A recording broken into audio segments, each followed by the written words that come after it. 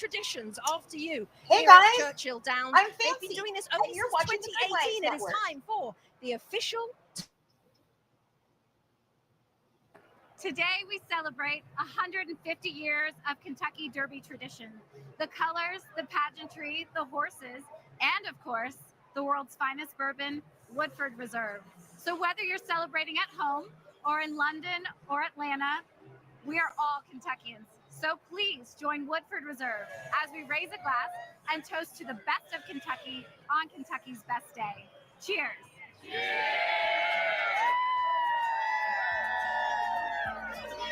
Today's aerial coverage is brought to you by Shady Rays. Okay, good morning, guys, or good afternoon, good evening, whatever. Just tuning in today, we will be hosting and doing some live coverage of the Kentucky Derby tonight. This is the 150th anniversary of this year's Derby, so it's a big deal. And Sarah and I had hoped that we would be able to get down there and cover it live from the track, but we kind of got a late start on it. We weren't really sure we were going to be able to do this with all of our health problems and things that have been going on. So it's just been kind of a, thank you. My husband bought it for me last year for our opening of our network, which we hosted a derby party for it. And isn't it so pretty? I love my hat. My husband did a great job picking it out. I literally sent him out. It's so funny. I literally sent him out, and it was like early in the morning, and we were going to do our live starting at noon. And I was like, babe, I need a hat, and I need it right now. And so he rushed out with no idea what hat to get, nothing. I told him, go to Darling State of Mind. They've had them the whole time. He got there and there was nothing, literally nothing. So he pulls out this little hat shop that he had been delivering to, throughout different times, and he knew of them. And so he went in that shop and he told him, my wife is doing this derby thing and she needs a hat right now. And I've only got X amount of dollars. And he tried, she showed him this really beautiful purple hat that he just absolutely loved, but it was extremely expensive. And so he was like, I'm thinking a little closer to 50 to 100, not like 2 to 3. And so this is the next one she said. She came and she bought it, pulled it out, and she said it was special to her, that she had been waiting to put it out for a special person, and she felt that maybe I was that special person, and my husband got it and brought it home. And I just love the hell out of it. It's so super cute. And this is the second time I've got to wear it now. And so I'm totally excited. Now, Sarah should be joining us any minute now. It's late here, so going to bed shortly. You look fab. Oh, thank you so much. Yeah, it was super sweet of him, and he did a great job. And he brought it home in this beautiful little box and everything. And I opened it, and I couldn't have been more tickled pink because it was just so perfect for exactly what I wanted. All I told him was I wanted something purple. And so he did not disappoint with his pretty hat choosing. I am so happy with it. I really love it. So, speaking of hats, I think what we're going to do for the day, because we had said we were going to do a best hat contest. So what you can do is you can send in a picture of you in a derby hat dressed up, and you can send that to tipsforgoodwives@gmail.com. This has a headband and there's like a little clip in there that clips into my hair, but it doesn't really, I don't know, it doesn't really work for me, the clip part. So it's just a headband. But yeah, it's super cute and I love it. But you guys can send in your own pictures of you in your hats, tipsforgoodwives@gmail.com. And next week we will pick we'll pick a winner, and you will get a special package in the mail from us with some promotional stuff and probably a shirt. I think I'm going to do a giveaway of a shirt for the best hat. So, and we have 3, best place and show. So we'll have 3 different winners that won 3 different prizes. The grand prize will be the care package with the shirt and all that. Second prize, I don't know, something else smaller. And then the third prize will probably get some of our stickers and things like that in the mail. So if you guys want to take pictures of yourselves in a hat and enter our tipsforgoodwives.com hat contest, we will place your guys' pictures up on our Instagram for people to vote on them.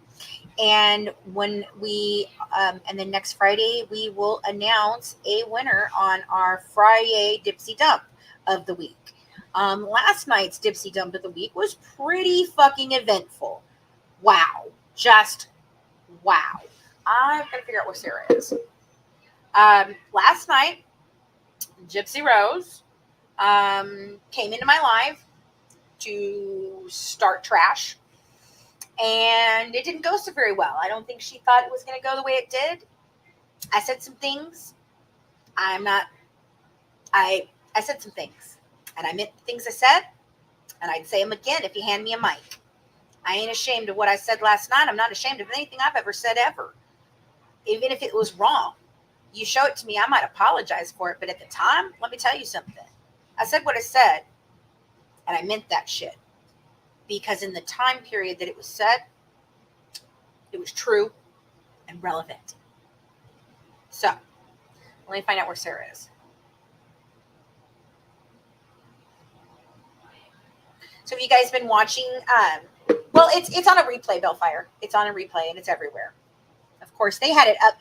My haters, my supporters, my fans had it up within 5 minutes of us ending the live. It was hilarious. Thank you. I think I look cute today, too. I even did my purple makeup. Pretty purple eyes to go with my dress. And I'm wearing my little butterfly in honor of my mom. And that's it. May the 4th be with you. So, yeah, I mean, it was an eventful live. It was a little crazy. I couldn't believe it. Let's see where we're at. Are we having behind? Now, I am not a derby person. So we got to wait for Sarah to cover this derby because I don't know what the hell I'm talking about. I don't know nothing about it. I've never been to the derby, even though I've lived here for almost 17 years now. My husband's family is heavily involved with the derby. His grandfather was Mince Johns, and he was a horse trainer during the Secretariat days, and he was well known in the time period. And he helped build a lot of the Kentucky racing here, but I don't know anything about it. Like, I'm completely clueless. So, but yes, it was Dee Dee's birthday. Yeah, that was one of the things I felt. Oh, okay, they're playing our national anthem. Let me go ahead and put that up for you guys. So proudly we hailed at the twilight's last evening, whose broad stripes and bright stars through the perilous fight o'er the ramparts we watched were so gallantly streaming, and the rocket's red glare, The bombs bursting in air, gave proof through the night that our that flag was still there. Oh, say, does that star-spangled banner yet wave o'er the land of the and home of the brave.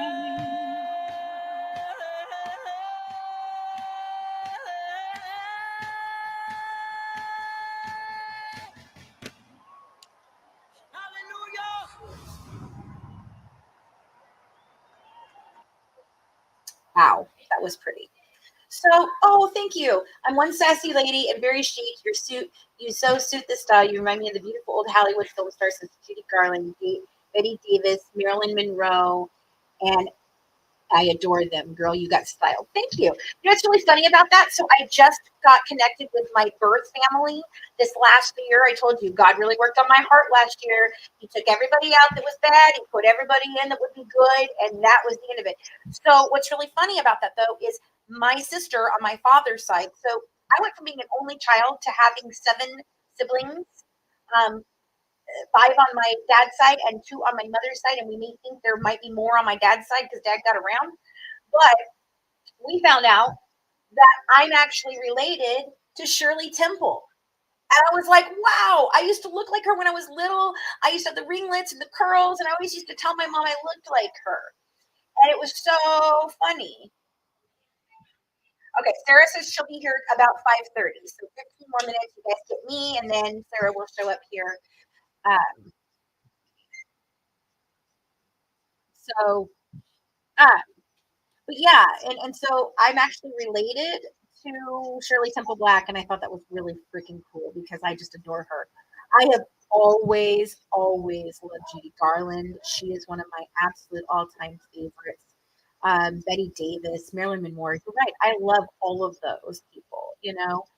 I love old Hollywood. Like when we were throwing our gala last year that we wanted to throw, that was kind of what we were going for, was like this older Hollywood best of Kentucky look, because we wanted to showcase, you know, a time from the past when Hollywood was beautiful and amazing and incredible and breaking edge. And now the industry has just broke my heart. I mean, in so many ways, it has broken my heart. Uh, it's the only thing I ever wanted to do. It's the only industry I ever wanted to be in. And the tough realities of it, especially, you know, there's already the having a hard time breaking into the industry in the first place. They're very gatekeeperish. They keep you from um, getting ahead if you're not one of the ones that they know specifically, you know.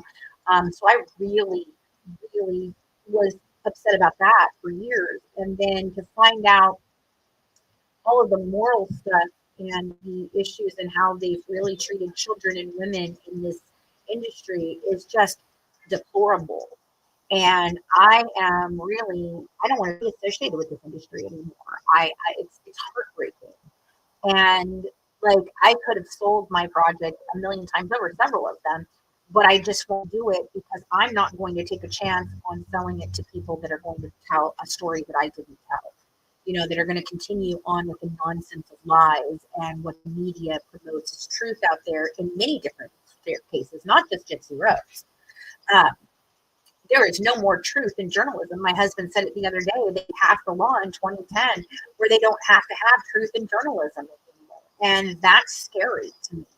That is desperately scary to me.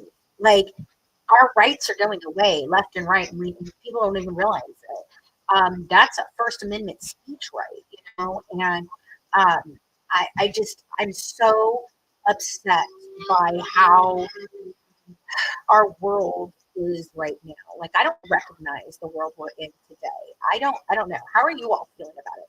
Are you guys enjoying your Saturday today? What are you doing for Derby Day? Are you drinking mint juleps?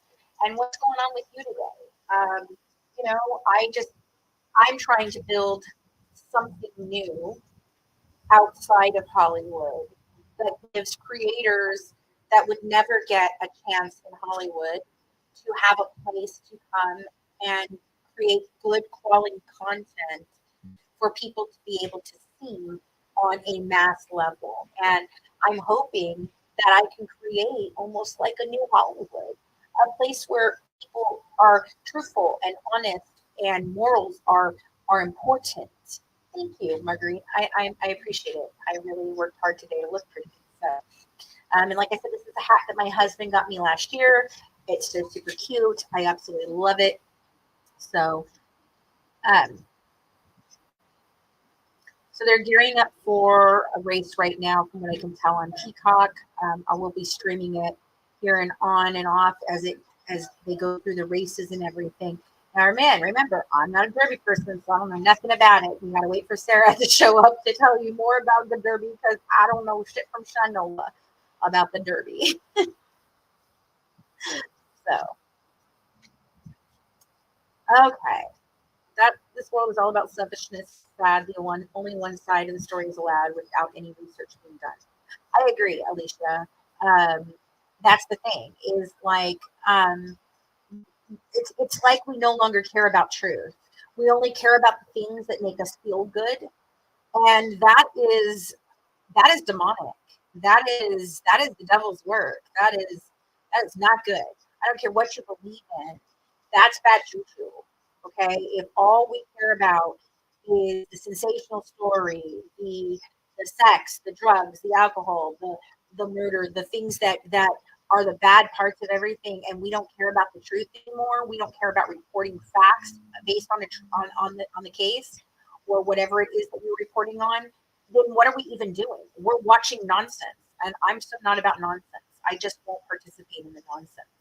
I'm just not. I won't do it because it's not something I'm about. I have always been about standing up to bullies and fighting for rights and making sure that this world is a place that I am happy that I turn over to my children and my grandchildren and future generations. And right now, I am so disappointed in our society right now. It's not even funny. Terribly.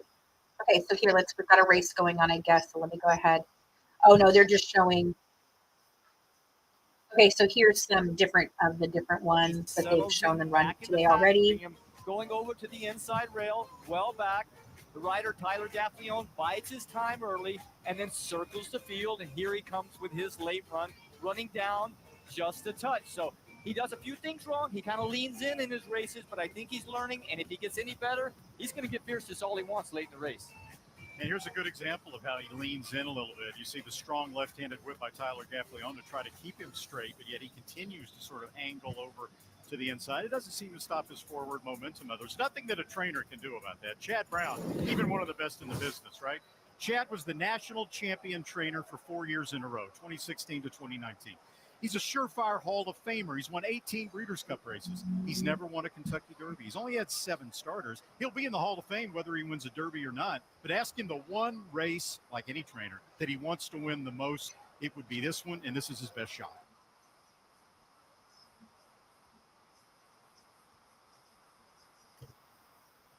Okay, so that was just one of the races that they were recapping.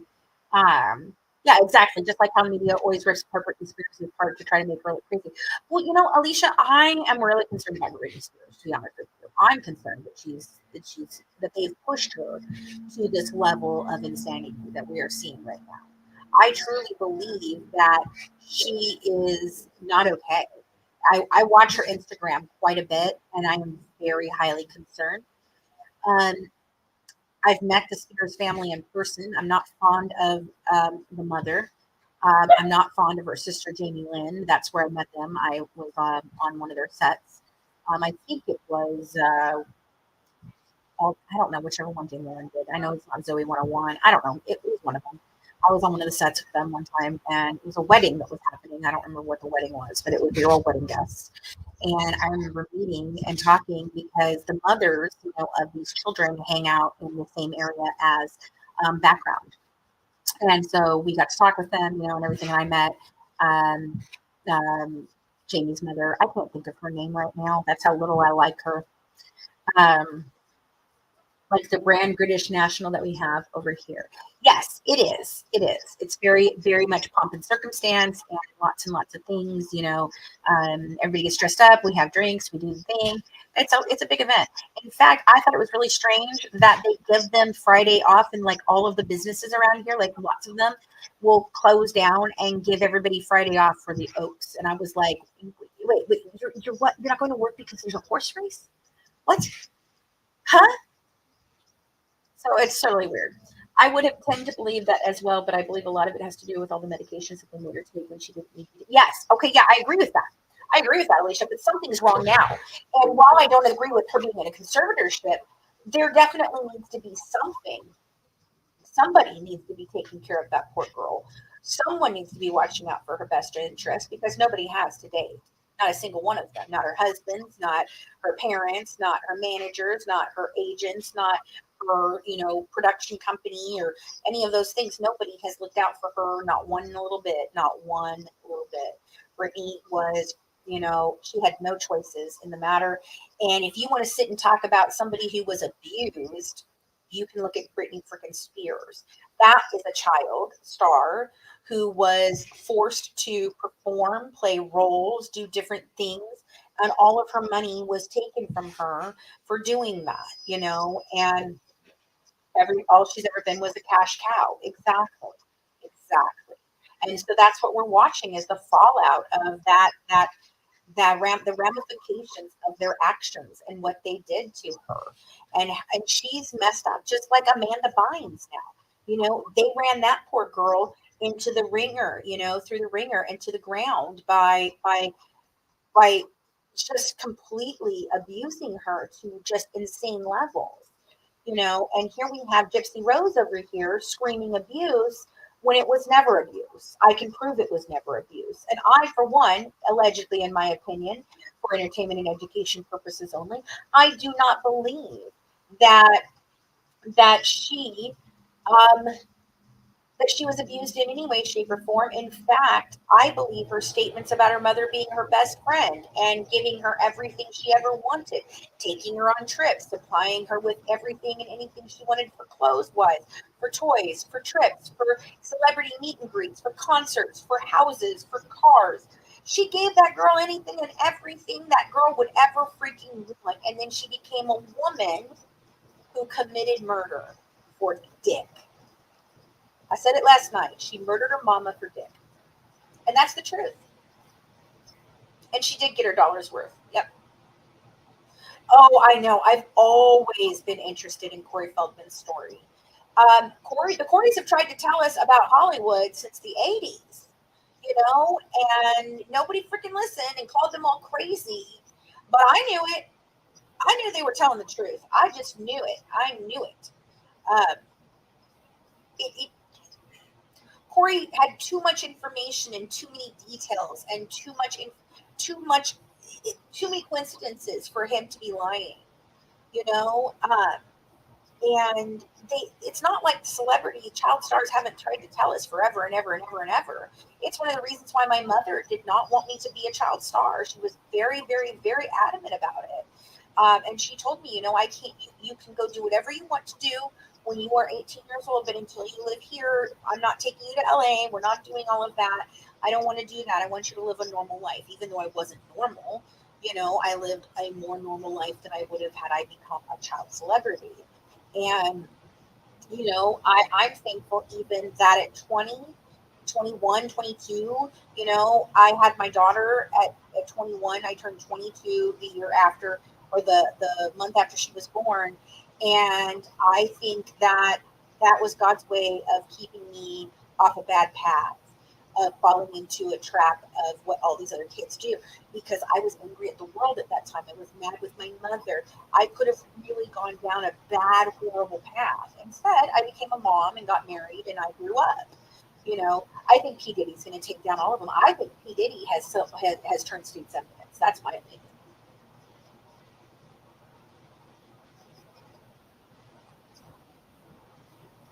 Yeah, Joy, I know all about her and her claims with Ken and Ryan. And, this girl's had more soulmates than 5 other people. I mean, she said the same thing about Ryan. She said the same thing about Dan. Now she's saying the same thing about Ken. And she said it back in the day about Ken. And that was one of the reasons why I was so concerned, because here was this nobody, this weird guy that just messages her out of the freaking blue and decides he wants to date some girl in prison who he thinks is cute because she had no teeth and a goofy fat hat on her head and big ass fucking glasses, screaming, ah! and you thought that was cute and you should write her and she should become your girlfriend? No, I don't think so, sir. Something is not right with you. Something is not right with you.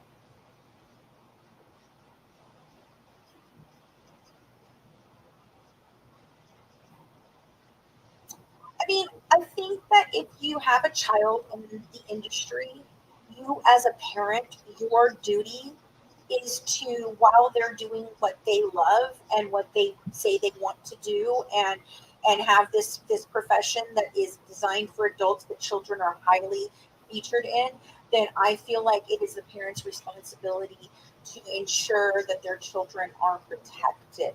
Because I'm gonna tell you what, here's the law. The law is that the parent is never supposed to be without it within an arm's length away from their child. They are not supposed to let them go to the set and film on their own and stay in the green room. They are not supposed to allow other members of the crew to take them alone and be anywhere with them. The only people that are supposed to be allowed to take care of these kids are their parents and the school teacher that is hired. That is it. There is not supposed to be any alone time with anyone else. There's never supposed to be another person just walking these kids back and forth by themselves. That is not how this is supposed to go down. And I don't know what the hell was going on over Nickelodeon, but I assure you, on the Disney set that I was on, that shit was not happening. Those mothers were on set. They were with their kids, all of that. So yes, I do believe that Brian Peck groomed the boys from Boy Meets World. They ended up testifying or writing letters on his behalf, knowing exactly who the defendant was, or who the claimant was that was making the claims. They knew all of that, and they still went and wrote letters for him. Went and wrote letters of approval for him. And I just cannot believe that happened. And now Dan has the audacity to take one of those hired extras kids that he groomed back then to create this fucking response interview, which was totally bogus and bullshit.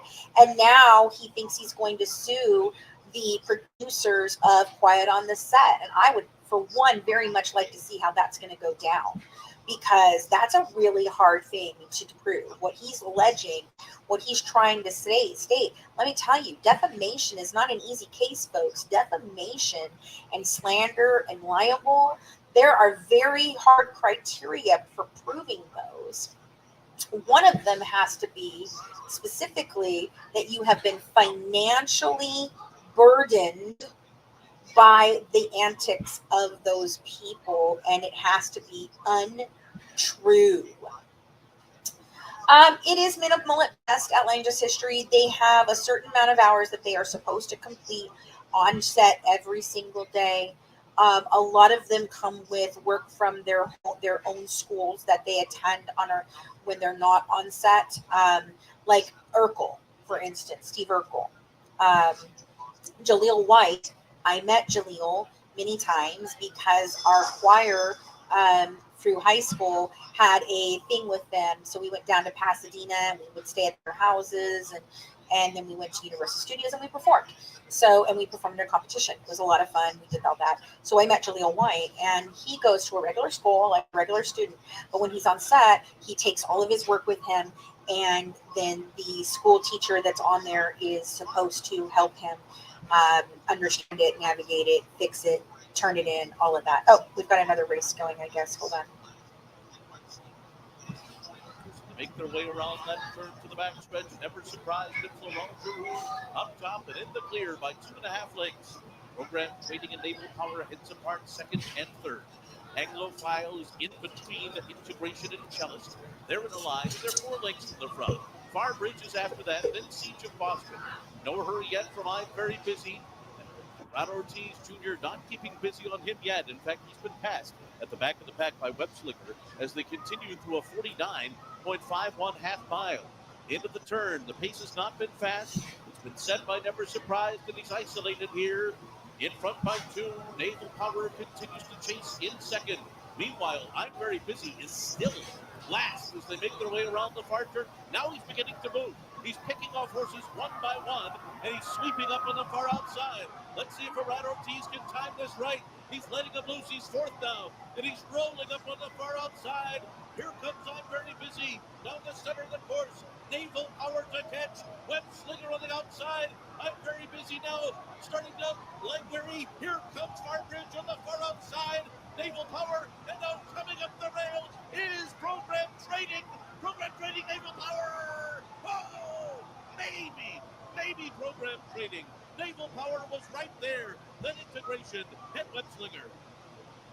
I'm with you, Larry. Super tight photo. Maybe at the last moment, Program Trading. Larry, Jerry, you think so too? I think the inside Program Trading got it. It would be 5th win in 6 career starts for Program Favorite, and I'm Very Busy. Program Trading, the other Chad Brown horse getting in there. Yeah, he wasn't the favorite, but Chad Brown liked him almost as much as he did I'm Very Busy. And Chad is dangerous at any moment with any horse on the grass. You can see it, the photo right here.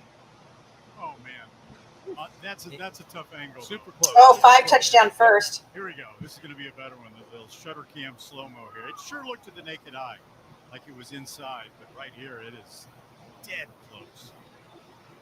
Yeah, I think so. Program Trading by now. Look, earlier today in the Well, it looked to me like 5 touchdown there, foot first, but I don't know. I don't know anything about freaking horse racing. But yeah, the education system is not great.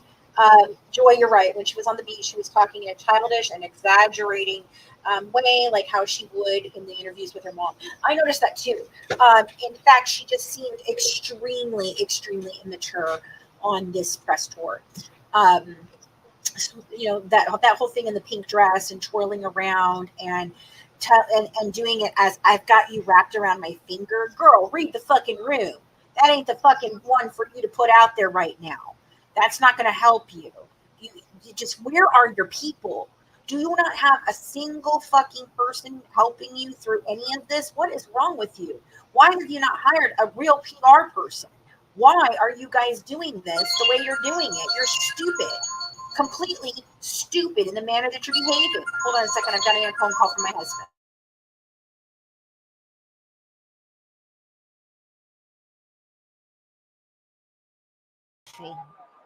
The results are up on the board with Program Trading the winner.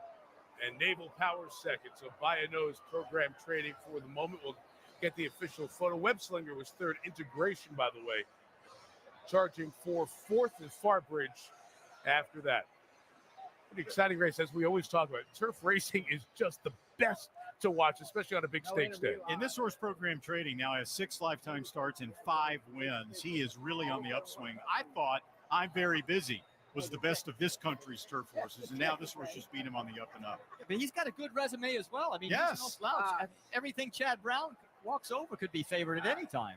Seth Klarman, the owner, the KS. Oh my God. That was my husband calling to tell me that they weren't sure whether I had my hat on correctly. They think that the flowers should go on the outside and not the inside, but I don't think so. Let me try it that way. No, see, no matter what I do, no matter what I do, it's in the inside. So sorry, I don't know what else to do with it, but they thought they were concerned that possibly it was on wrong, but I don't think so, and I like it, so I'm happy. Gosh, I'm still waiting on Sarah. I don't know what's going on. This was her show, her thing, and she had a rough night last night. I know she said she didn't even get to bed till almost 6 o'clock this morning.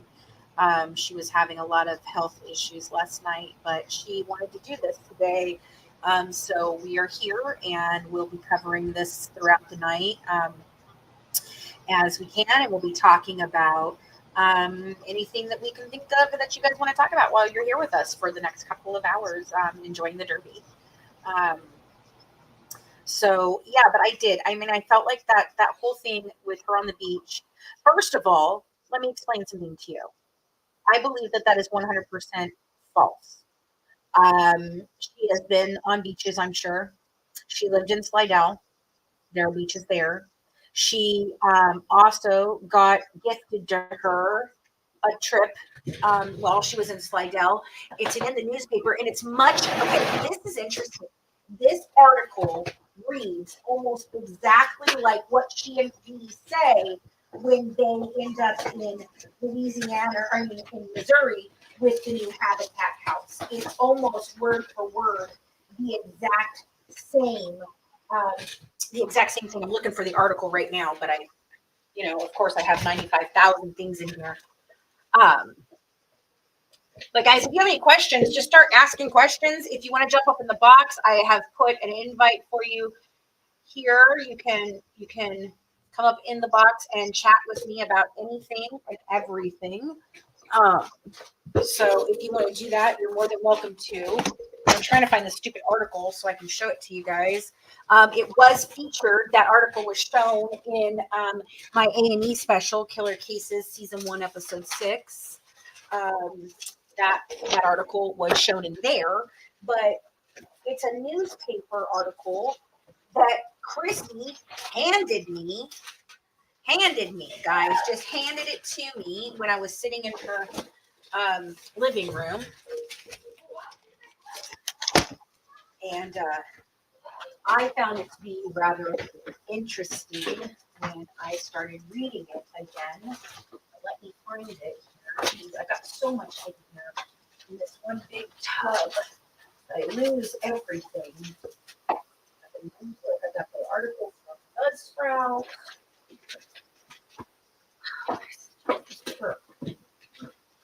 Damn it! I really can't find it, guys. I don't know what I did with it again. Oh well, it's here. But there's a news article where she's in Slidell, and she says something along the lines of fairy tales do come true. And fairy tales really do come true. And we feel like we're home. This is home for us. We could be so thankful to the community. We're never leaving. The whole thing. The whole freaking little thing.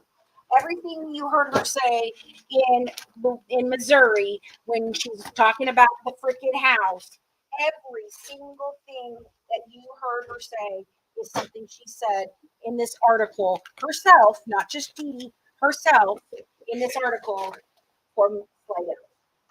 And I can't seem to find it today, but I've taken pictures of it before. It's been featured in other things before, and it's probably in our Patreon, to be honest with you. But it's really an interesting tale because it shows that this is a pattern that they continuously keep up with, and the story is almost identical.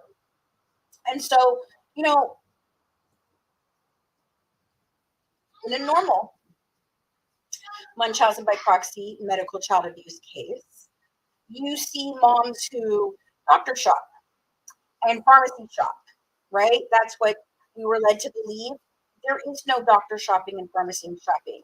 No, she stays with the same doctors her whole life until she moves to Missouri, and then she gets the new doctors in Missouri until 2009 when their fraud is caught, and then they move to Kansas City and they start the scam over there. But there are always the constant, hi guys, there's always the constant of Dr. Beckerman, and since she moved to Missouri, there is always the constant of Dr. Steele. And I believe, in my opinion, allegedly for entertainment and educational purposes only, I believe that those two doctors are who facilitated the fraud. There is absolutely no proof of medical child abuse in her records whatsoever, which was why those records had us so confused.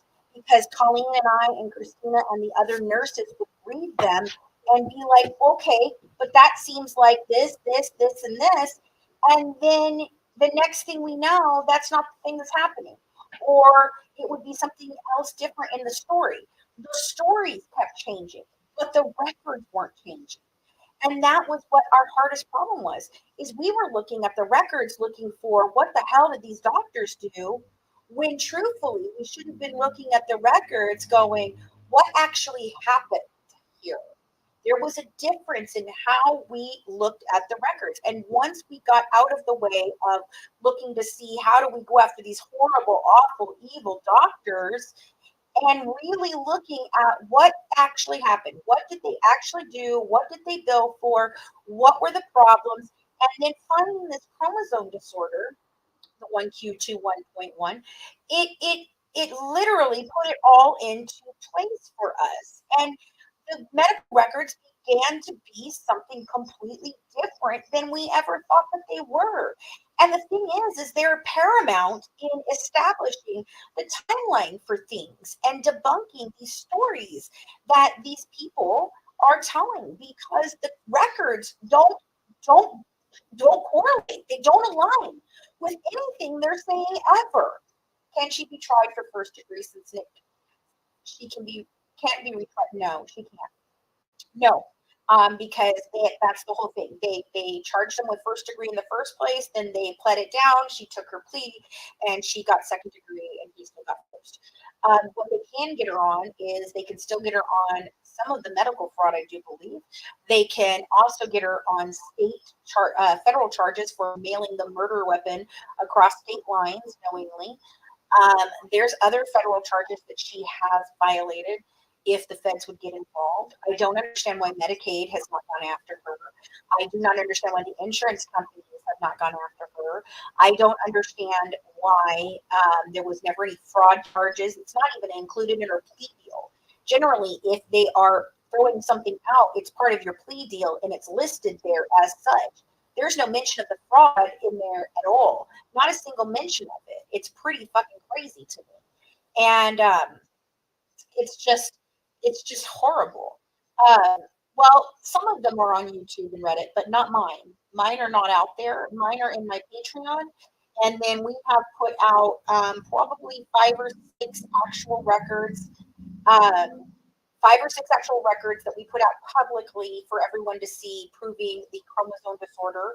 Yesterday, I added to that. Before I only had the paper that stated what the chromosome disorder was, what the deletion was from the doctor stating to Dr. Steele, Dr. Leipashon to Dr. Steele, stating what the chromosome deletion was. What I found next when I went to that document the other day to get it was the actual blood test results that show piece by piece, little by little, exactly what they ran, what they did, what it came back as, what the results were, why the karyotype testing was different than the microarray testing, and why Colleen originally did not catch this was because all she had was the karyotype testing, which according to the pamphlets and things that I've read, now I know nothing about karyotype testing, but from what I understand, it's not as comprehensive as the microarray. And its statement was, based on the parameters of this test, we do not see the likelihood of a chromosome disorder. But in the next test that was run at the same time, then it showed, the microarray showed the actual deletion, where it was in her DNA, how many times it occurred. She only has one single strain of it. She has a 2.74 MB deletion, micro deletion of the 1Q211.1 chromosome. What that causes is tons and tons and tons of problems. And it is tied to Rod's side of the family, not Dee Dee's. Dee Dee was actually tested for this. She did not have it. It was not passed down from her. And yes, there can be breakout occurrences of this, but it is normally over 50% of cases are, I have it on YouTube videos, honey. I've got it everywhere. People just don't pay attention. Okay, so they, I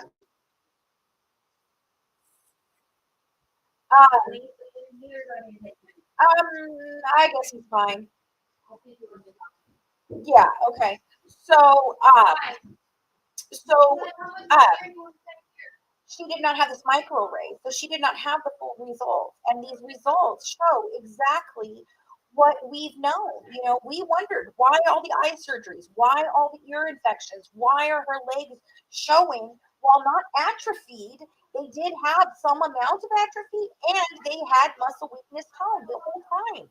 Everything Dee Dee's ever said that she had, she actually fucking had. The only 2 things she didn't have was cancer and muscular dystrophy. Okay, now, first of all, let's talk about muscular dystrophy for a moment. Muscular dystrophy is a chromosome disorder. It's not the chromosome disorder she has, but it is a chromosome disorder. And it is a genetic chromosome disorder from birth, to my understanding. Just some McDoubles with no onions? Two. Okay. So long guys gone. So, oh honey, we've done a produced video, we've done straightforward information, we've done all kinds of that. And we intend to have our documentary out, and our book that comes out at the end of this month has actually documents and a detailed information about this new evidence of the chromosome disorder. Because what this chromosome disorder does is, so originally, yes, Dee Dee was saying it was muscular dystrophy because she didn't know what it was. It was a chromosome disorder, a genetic chromosome disorder of unknown etiology. That's how it was listed. And then they did the muscle biopsy test in 2000 and the nerve conduction test in 2000.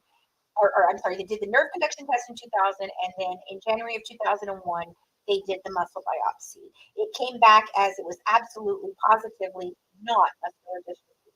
So here's where fraud comes in her medical records by doctors and others as muscular dystrophy. Some of the records do say unknown or chromosome disorder of unknown etiology. Others actually say muscular dystrophy. Dr. Steele all say muscular dystrophy, and that's what he was supposedly looking for, were the answers to why her condition was not presenting the way he thought it was. I call bullshit on that. But so in 2000, 2001, they were able to determine she did not have muscular dystrophy. It's ruled out. Did Dee Dee continue to use that as a means of financial gain? Yes, she did. Were they treating muscular dystrophy in any way, shape, or form, or doing something to her to cause her to be injured or need treatment or anything? No, they were not. Nobody was doing anything like that. So then Rod even said in Mommy, Dead, and Dearest, and it's in our episode 8 podcast of The Good Wife's Guide to True Crime, and episode 8 opens up with Rod and Christy talking about what Gypsy did or didn't have medically. Rod states in that, okay? Rod states right there, she had a chromosome disorder. Then Katrina hit, and it was a very upheaval in their lives. It devastated them. Their house was destroyed, and then they had to move to Missouri. Then that's when he says this. He says it right then. He says, then she's shaving her head and telling me she has cancer. And it's quite a big leap from a chromosome disorder to cancer. So what was going on? And Rod just goes, yeah, okay, that's fine. I guess that's fine. I'm not going to question it. Again, nothing. I'm admitting that I knew something wasn't right about it. But hey, whatever. She told me she's 18 and she doesn't think that she's 18. She thinks she's only 14. I'm going to go along with that too. As long as I don't have to be bothered with this child, oh, that's fine. It's whatever. I don't care. That is exactly what happened. Okay, that's it. That's what happened. And in 2009, Dr. Steele in 2005 was 100% aware that Gypsy did not have any cancer listed in her file, and he also knew that she did not have muscular dystrophy, despite the fact that he continues to chart it for 2 more years. He charts it for 2 more years, and then in 2007 is when he finally decides to send her to Dr. Flasterstein. In his words, it's because things weren't adding up, and he thought something was wrong, and her condition just seemed to be so weird. So he sends her to Dr. Flasterstein, thinking something is wrong. Dr. Flasterstein performs all these tests and comes back with, Mom's not a good historian, and on top of that, he states up, this could be a possible case of Munchausen by proxy. Now, in the original Mommy, Dead, and Dearest, Flasterstein sits there and says that he went to other doctors and they told her, oh, she's doing her makeup and stuff, guys, so she's actually going to be on camera today. That's why she's taking so long. Okay. Awesome. Okay, so he sends her to Flasterstein because he thinks something's wrong. Flasterstein does this workup and immediately sends him back this letter, right? Telling him, hey, this could be Munchausen by proxy. Then Flash-15 goes on, Monty Doesn't Dearest, and states that he went to other doctors and they told him that no one would believe him and that he needs to treat these two women with kid gloves. Kid gloves. Those are his words, not mine. Kid gloves. No one will believe you. And so he didn't report it like he should have. He didn't. And Michelle, I am reading your stuff. I'm so sorry, baby. I know it boils my blood about the cancer thing too. I mean, seriously, irritates the ever-loving shit out of me to no end. I have lost family members to cancer. I have, a niece that had cancer when she was very young and had to have a baseball-sized fucking cancer taken out of her freaking back, out of her spine, and it changed her as a person. Yeah, I'm freaking pissed and livid about this freaking chromosome disorder and the cancer bullshit that she's trying to put out there for everybody. Do you understand? 2007 is the first time cancer was ever mentioned in her file in the history of her family as a blood disorder. Then all of a sudden it shows up in another freaking few months later as she had leukemia at 5. Well, where are those tests? Where is anything to prove any of that? Oh, and by the way, no, the records were not lost in Katrina, and the doctors knew that they were not lost in Katrina. So when Steele sits up on there in his lifetime prison confessions and 2020 interview with the folder of files that he has, and he's like, if I had ever seen these, motherfucker, you requested them in 2005, and you got them in 2005. You had them for 4 whole years before you did a damn thing about it. In 2007, you send her to Dr. Flasterstein. Flasterstein says, hey, something's not right here. I don't know. And you go, well, that's okay. I'm just going to continue to keep referring her to doctors and treating her. And oh, by the way, fraud was identified in my hospital with her. So now I have to go and I'm going to see her in Kansas City now instead of Springfield. Hello? What? So then they go, and in 2009, they move care from Springfield to Kansas City, right? Okay, Kansas City. Steele's still her primary care, Beckerman's still her pulmonologist, and they start setting her up with people. That's where Dr. Leigh Pichon comes in. She becomes the new neurologist, or he. I'm sorry, it's John something. So it's a guy, I think. And he becomes the new main focus of this thing, and he figures out what no one else could figure out because finally, genetic testing, had caught up. Runs this test and finds the answer that explains every medical condition she's ever been treated for, and then some, including all of her behavioral and mental health problems. So, this little chromosome disorder doesn't mean shit. No, it means everything. It blows the entire case apart. It is the smoking fucking gun. Because it proves, once and for all, the motive was not abuse. The motive was dick. That was the motive. Oh, yeah, Mac. Okay, I got to come over to YouTube to do it. Hold on.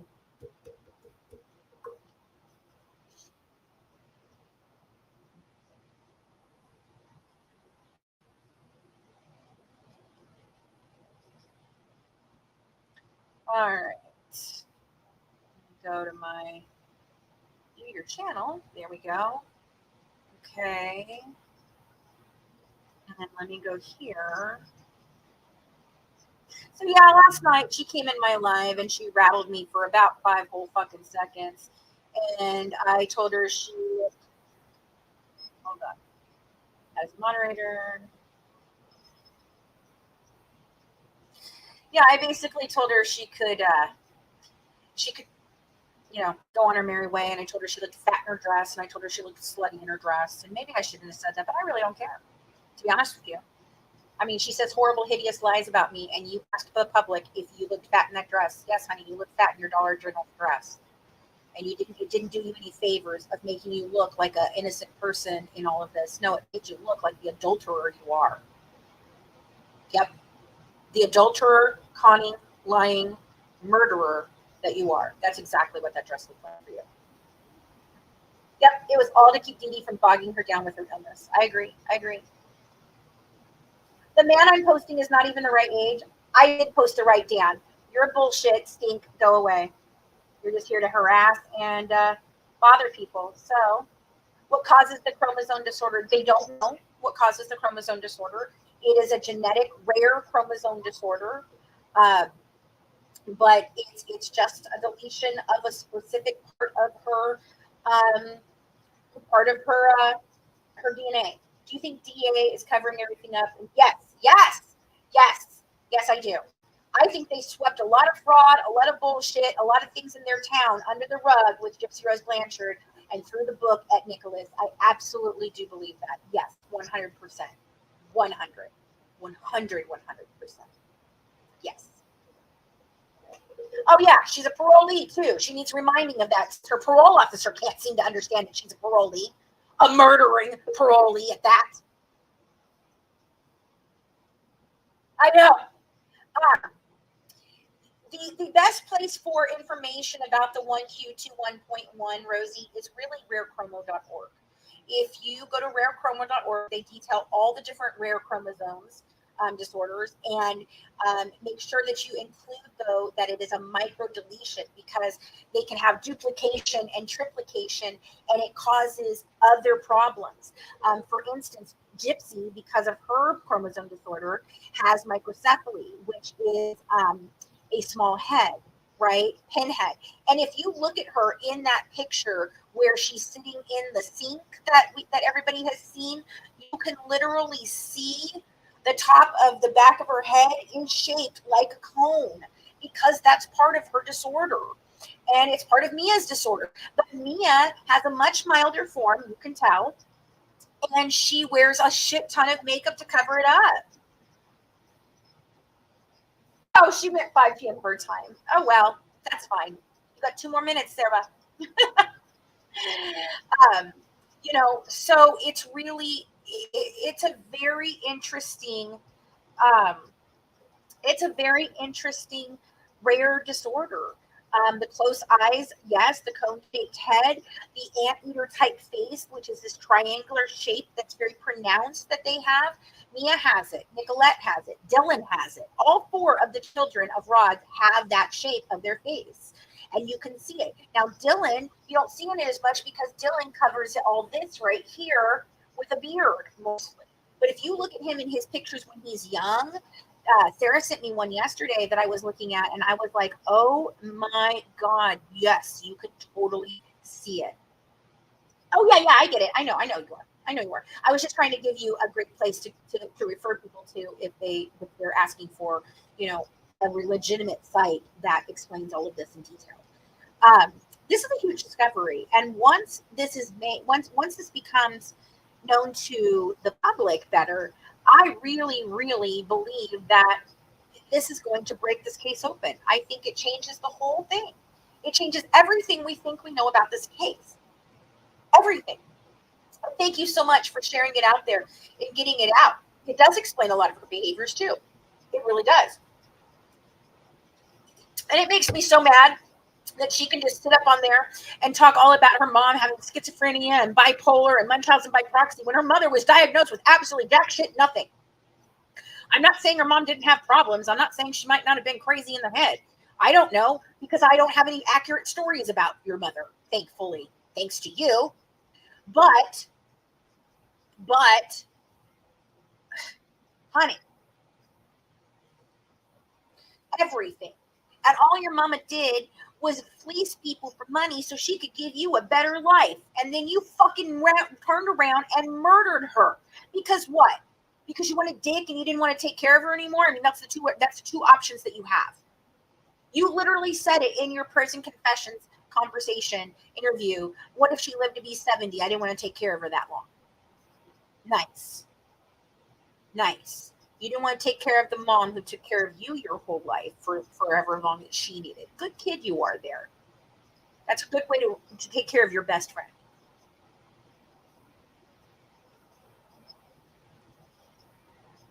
Because Brandy's a dumb fuck, Michelle. There's no other explanation. Brandy's a dumb fuck. And she knows about the chromosome disorder, and so does Titania, who's hanging out with them, who they don't like, which is hilarious to me. They've taken her into the fold over there, and every single one of those people is horrible and awful to her and always has been and never liked her. Okay. But seriously, Brandy's a dumb fuck and she doesn't have any medical training. So she has no idea what she's looking at. And they don't like Colleen. So they can't, for the life of them, believe that Colleen is smarter than all of them and figured it out. And not only did Colleen understand what she was reading in the documents, but she did the follow-up research to prove it. See, Titania brought this to us many, many years ago, but she did absolutely no research on what the chromosome disorder really was, what it caused, what it did. If she had, and she had provided Colleen with the right fucking test results, then we would have figured this out in 2019. Okay? They are ignorant. They are morons. They are ignorant, and they lie. That's why. That's it. And Brandy thought she was going to make some big splash, getting in with my ex-best friend and starting their fucking, their competing network. And she thought she was going to get herself in with Christy after all the years that she has talked smack on Christy. For years and years, she talked smack on Christy. In fact, I even had to make her apologize to Christy at one point in time, and she was absolutely livid with me for making her do that. And especially afterwards, when Christy ended up coming out, we found out that Christy was the one who put the stalker on me, who provided all the information, who lied about my STD, who lied about me cheating on my husband, who lied and had Natasha Cooper, basically went on lives for over a year talking about my hoo-ha. Okay? Like, seriously, she knows all those things. And she decided to try and get in bed with Christy Blanchard because she thought it was going to make her relevant when Gypsy came out. Guess what? Bitch, you ain't been relevant one day in your fucking life. I'm sorry. Go drink your wine and talk about cases that you know nothing about, because that's about all you're good for, baby. Does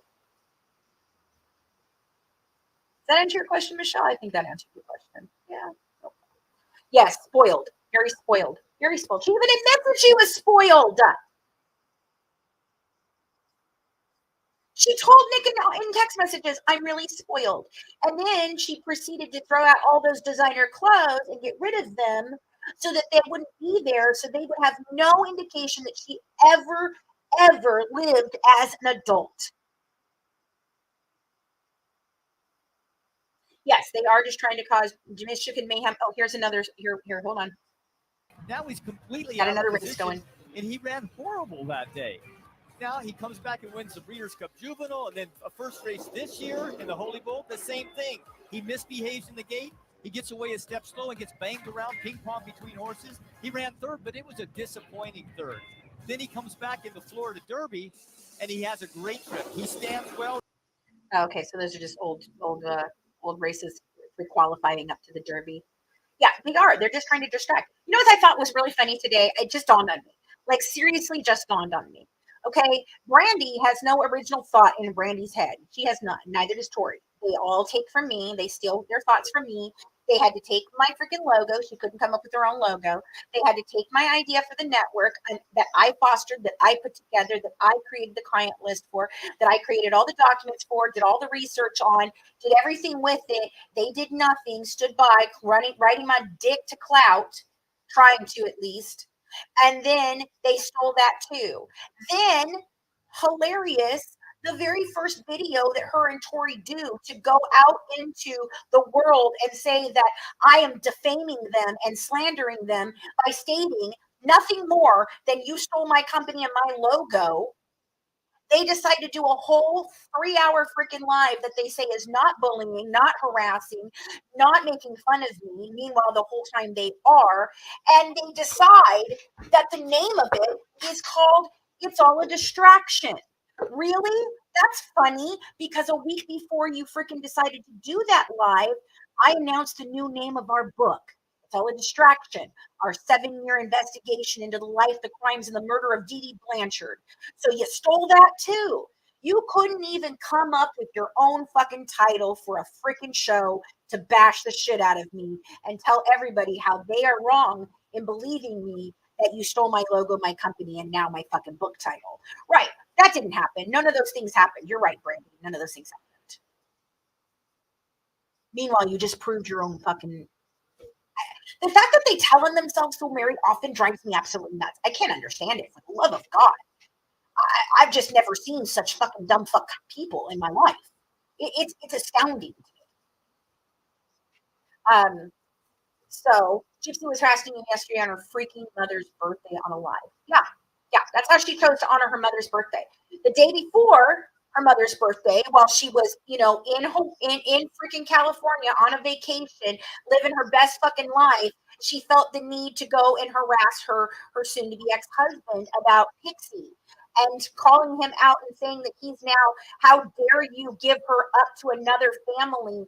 I trusted you with her. She was like our child. Would you just abandon our children if we had children? Well, I don't know, Gypsy. Would you? Would you? Because it seems to me that you abandoned the dog in the first place. Oh, I'm sorry. You admitted to it. You went on a live with Natasha and joked about it and laughed and said, well, I left Pixie with Ryan because I didn't want to uproot her from what she knew. She's a dog. And she liked Ryan better than me. So I left her with Ryan. That's abandonment. You abandoned your supposed child, and now you're mad because the man that didn't want the dog in the first place, that only bought it for you, so you would have a fucking companion because you can't freaking be alone by yourself during the day while he's at work, and you can't possibly fill your time with anything, that you need something to care for because God forbid you have a fucking baby. And now you're literally going against him and harassing him from your vacation about him giving the dog away to a family that would care and love for it other than him, who's not home during the day at all because he works. And then you have the audacity to ask for spousal support. Girl.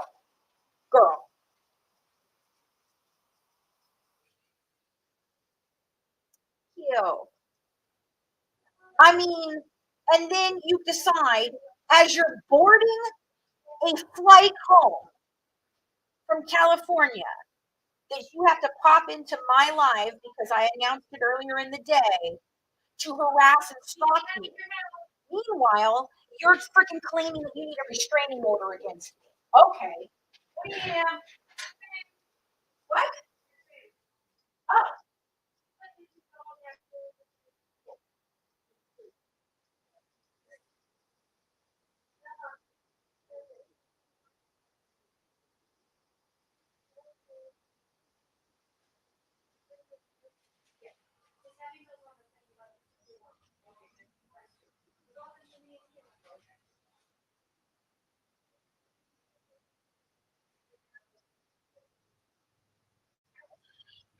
Hold on, guys. I'll be right back. Just hold on.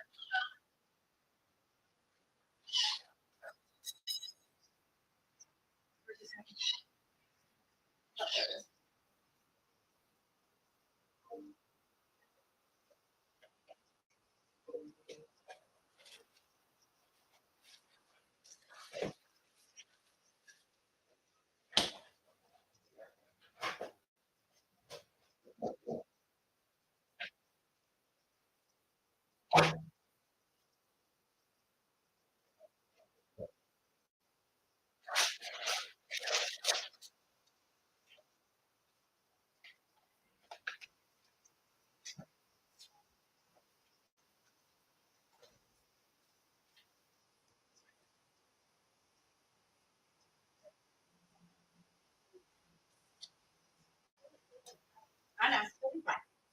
Okay. I'm going to eat my lunch, guys. I'm sorry you're going to have to see that. But on what pretense was she able to get that banned? She got me banned for 24 hours. And I'll tell you what. I called her fat and slutty and a murderer. So I guess I kind of deserve that. I'll take my lumps. I knew what I was doing when I said it. And I didn't care. I still don't. So,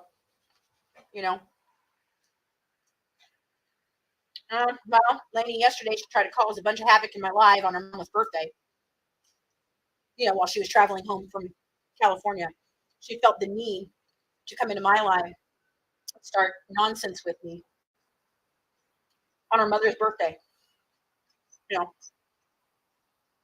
so she's such a great person, such a role model for our children. I mean, I definitely want my children to act like her. I'm hoping for it, you know. No. Yeah, I guess dating facts can get somebody banned. It's happened 3 times before. I've had my platforms taken specifically for telling the truth. 3 platforms. You want to talk about defamation, slander, and libel, and causing somebody financial ruin? That's you, sister. That's you. You did that. You guys did that to me. I had over 20,000 followers that I built. Me, myself, not Ryan, not all the other idiots that came around. Me, myself. I built that. I built the 20,000 followers in 1 month on freaking TikTok, all by my damn self. I didn't need any help from any of you because I had the truth and the honesty on my side. And you know what? It's only when you all attached yourselves to me that I lost my noodle, because you drove me insane, because you've pushed me into the red, and you tried to shove me over the edge. And you all have tried very hard to take me to the brink of my mental health. You know that I have had suicidal thoughts. You know that I have had all these problems over the years, and you did not care one iota about making sure to leave me just the hell alone. All you had ever had to do was leave me alone. Just leave me alone. Leave me alone now. I'm sorry, honey. I have the right to talk about your murder for the rest of my life, because that's what we do. We talk about murders in the true crime community to learn from and understand from them. It is infuriating. It's very infuriating, Rosie Posey. But you know what? I didn't know what I was signing up for when I became the truth teller. I didn't know I was going to be this huge truth teller. I thought I was going to make a little project and go the fuck on. And instead, I became the truth teller of all truth tellers. I ended up in the same boat as fucking Cat Williams somehow. You know, and I don't know how that happened. I don't know why I was called to this, but I was, and it is the truth. And I do use her own words in her own interrogation. Exactly. She tells on herself all the time. She's not a good fucking liar. Her mom was a good liar, not her.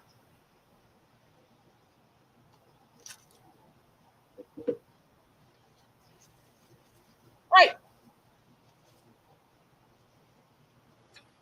Yeah, I agree. I agree, AK. And you know what? We very often don't know what God's plans are for us. I did not know. I didn't even know until this year that this was my real quest, that this is what I was supposed to do. I still did not realize how much of the truth I really had and how much of it meant so much, because I didn't even know what I had. In fact, I was standing in my living room in January before we discovered the chromosome disorder results.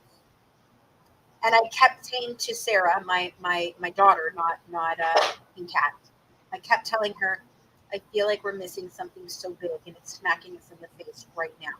And I don't know what it is. And I kept thinking about it, and I kept thinking about it, and I kept thinking about it, and I kept thinking about it.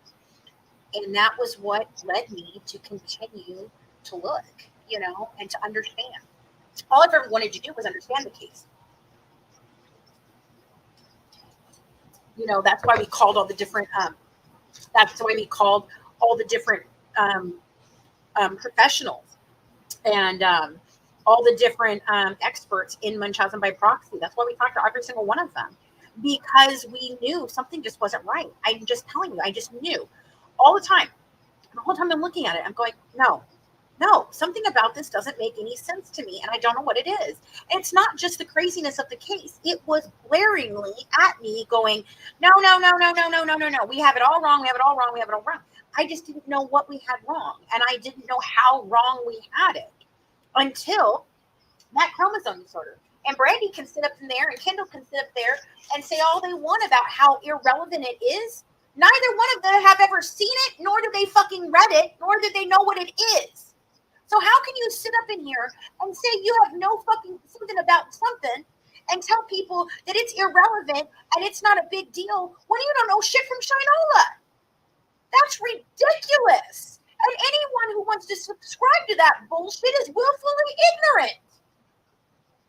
Sorry, not sorry.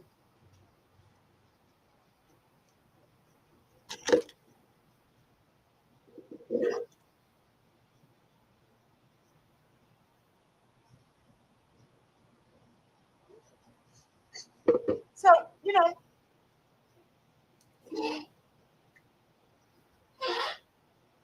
and then to come into my live and tell me I'm obsessed. That was funny to me.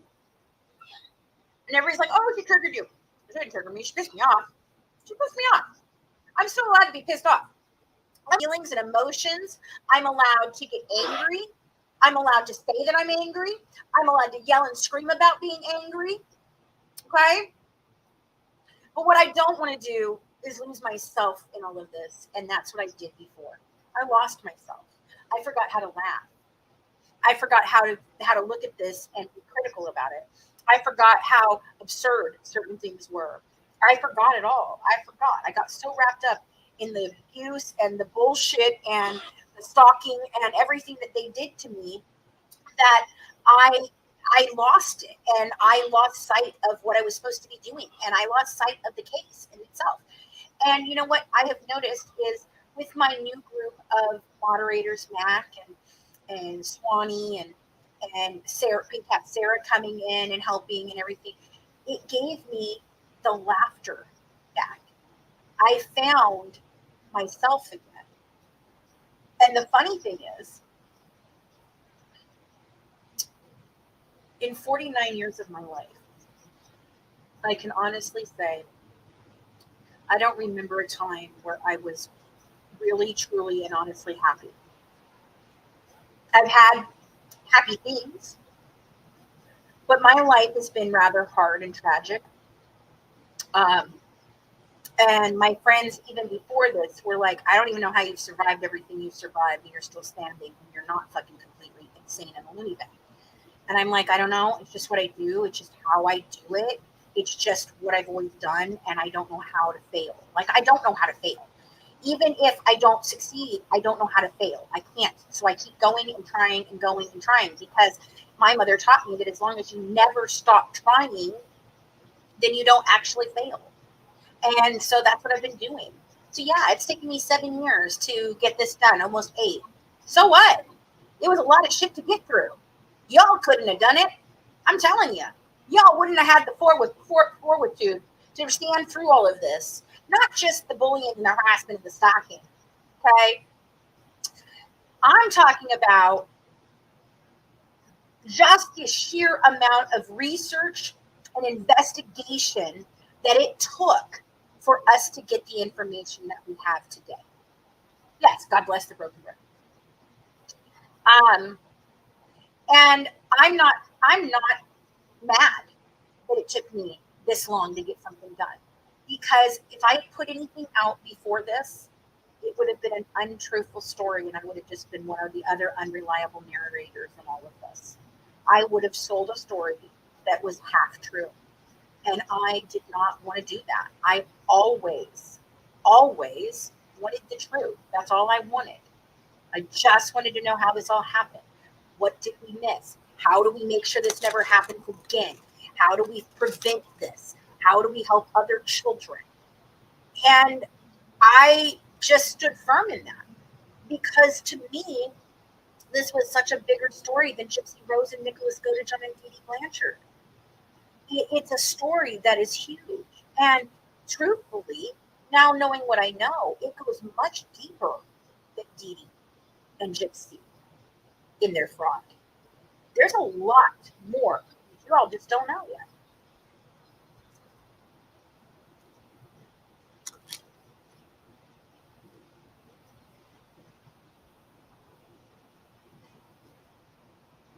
Cinema Shogun, I've never heard of it. Oh, the tables are spinning. Absolutely. Tables are definitely spinning.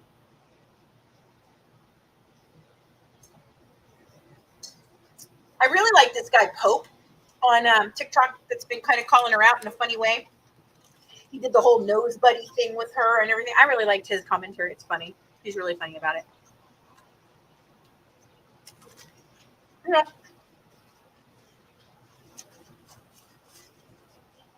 Here's the thing.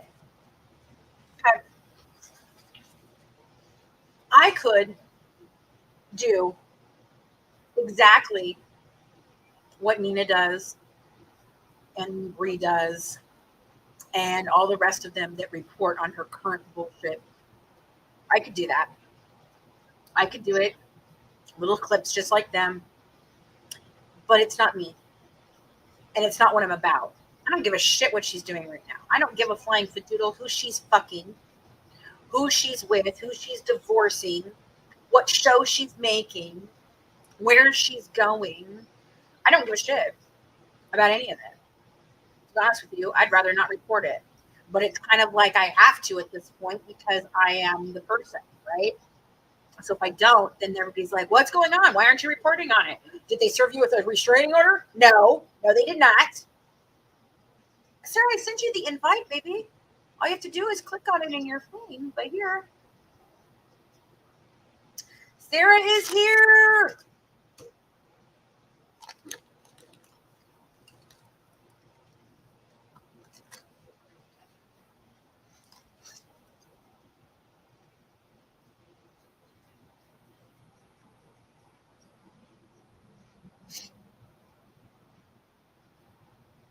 I really don't care. Am I going to watch her Lifetime show? No. Someone else will watch it because I can't watch her anymore. I honestly cannot watch her for more than a few minutes anymore. I can't listen to her talk. I can't listen to the bullshit. It makes my head want to explode every time she tells another fucking lie.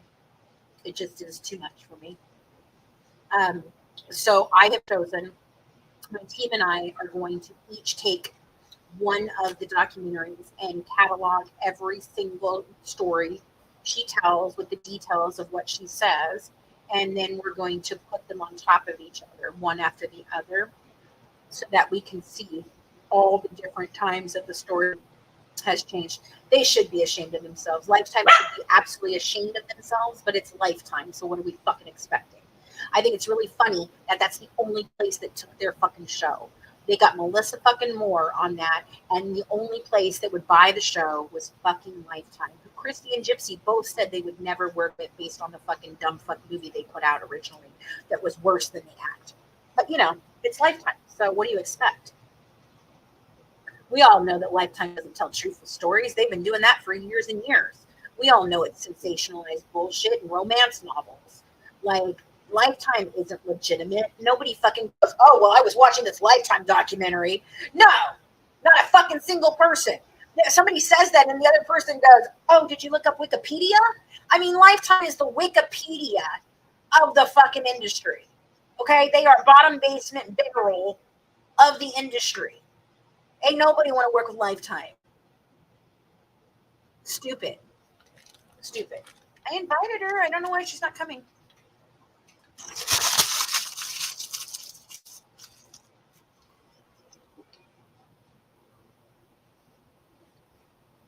Oh, there she is. It won't let me use my camera. What do you mean it won't let you use your camera?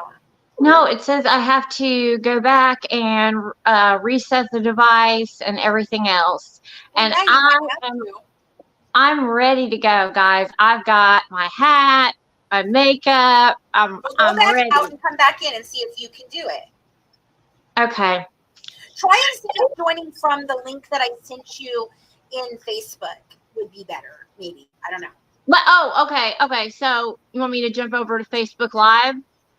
No. I sent you a link in your messenger. Try joining with that link and see if that helps. Okay. But try to you just have to configure your device to allow your camera to work.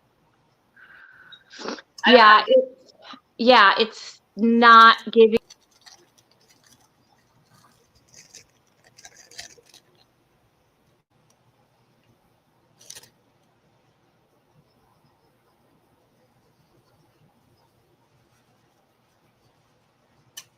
No, it's not letting her. Great. Um, You delayed us for hours, and now you can't even use your camera. okay. Poor thing. The rumor about the doctor being her dad. You know what? Look, nothing is out of the possibility, realm of possibility in this, okay? But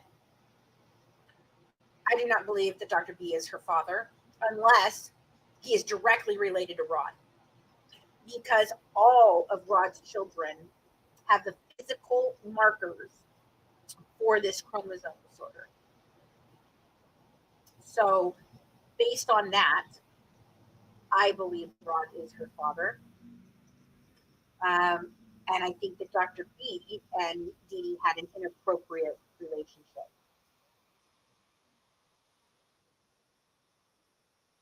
Right. This is just another Abby Lee, Honey Boo Boo fucking situation. That's all you're getting. That's it. And that's what Lifetime puts out. So, take it with a grain of salt. It's Lifetime. You know who should be ashamed of herself?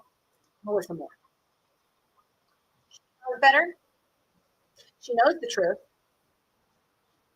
And she has not only put out one book that lies, she's now signing on to a second book, all filled with lies, and 3 documentary series, all filled with lies.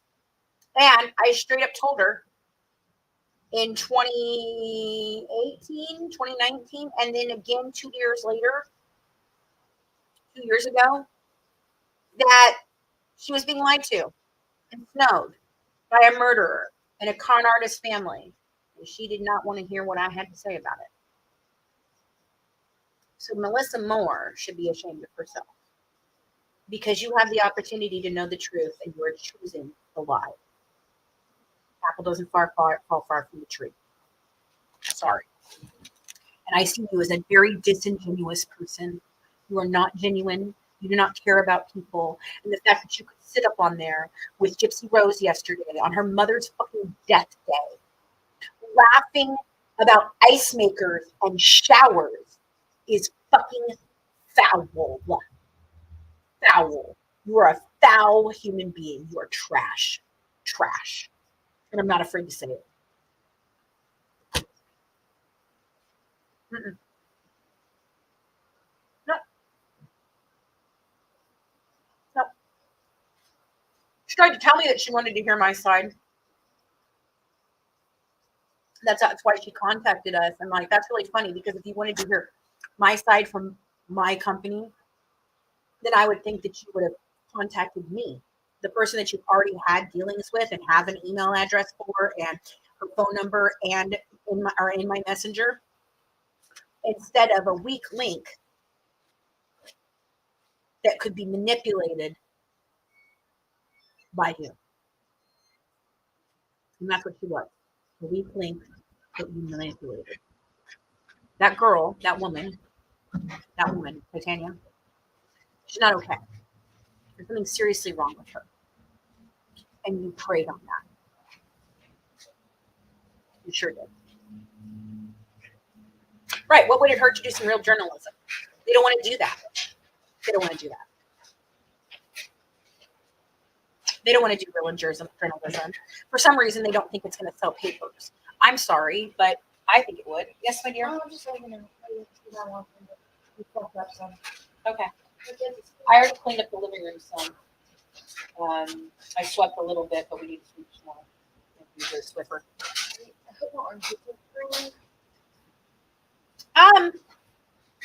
You know what, Rosie? I'm thinking about that too, and I have been thinking about doing one of the problems is that for what I want to do, it takes funding, right? So to make the documentary series that I want to do. Now, of course, I can do it low budget and everything, but I really would like to have a little bit of money behind it, to make a good project. Not because I'm greedy in money, but because I want to make a good project, right? And you have to pay crew members and people and stuff like that if you want to have a good project. I don't know what the heck is going on, Sarah. Something's wrong. But I am thinking about going for grants for a study on this disorder in that area. Because I'm going to tell you, in that area, I think this is a very prevalent microdeletion because of the genetics in that area, not all forking. And that's not being rude. It's just the truth of the matter. That area was settled by very, very few people. The families are all intertwined. And so I'm thinking that if we can do a research study and get grant money for that, that can be part of what we eventually put out as the documentary series about this case and about this disorder. Because I think that this disorder is super interesting. It's completely crazy that, no, it's Sarah. It's the Sarah that I'm looking at. I can't seem to mute. Hold on.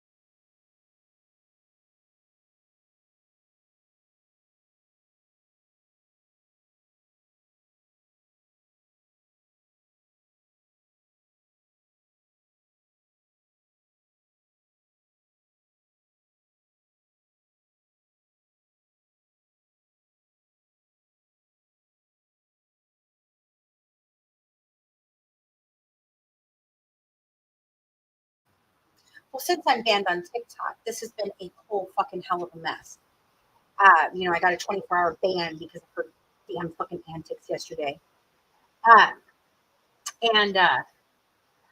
Sarah is going to go live on TikTok for a minute just so everybody can see how beautiful she looks. And then she's going to be right back over here because this is where we're going to host it, but she can't be seen over here. So she wants to at least let everyone of her followers see what she looks like today, how pretty she looked and everything. So if you guys would, follow her for a second, that would be really awesome. Pink Cat Sarah. So,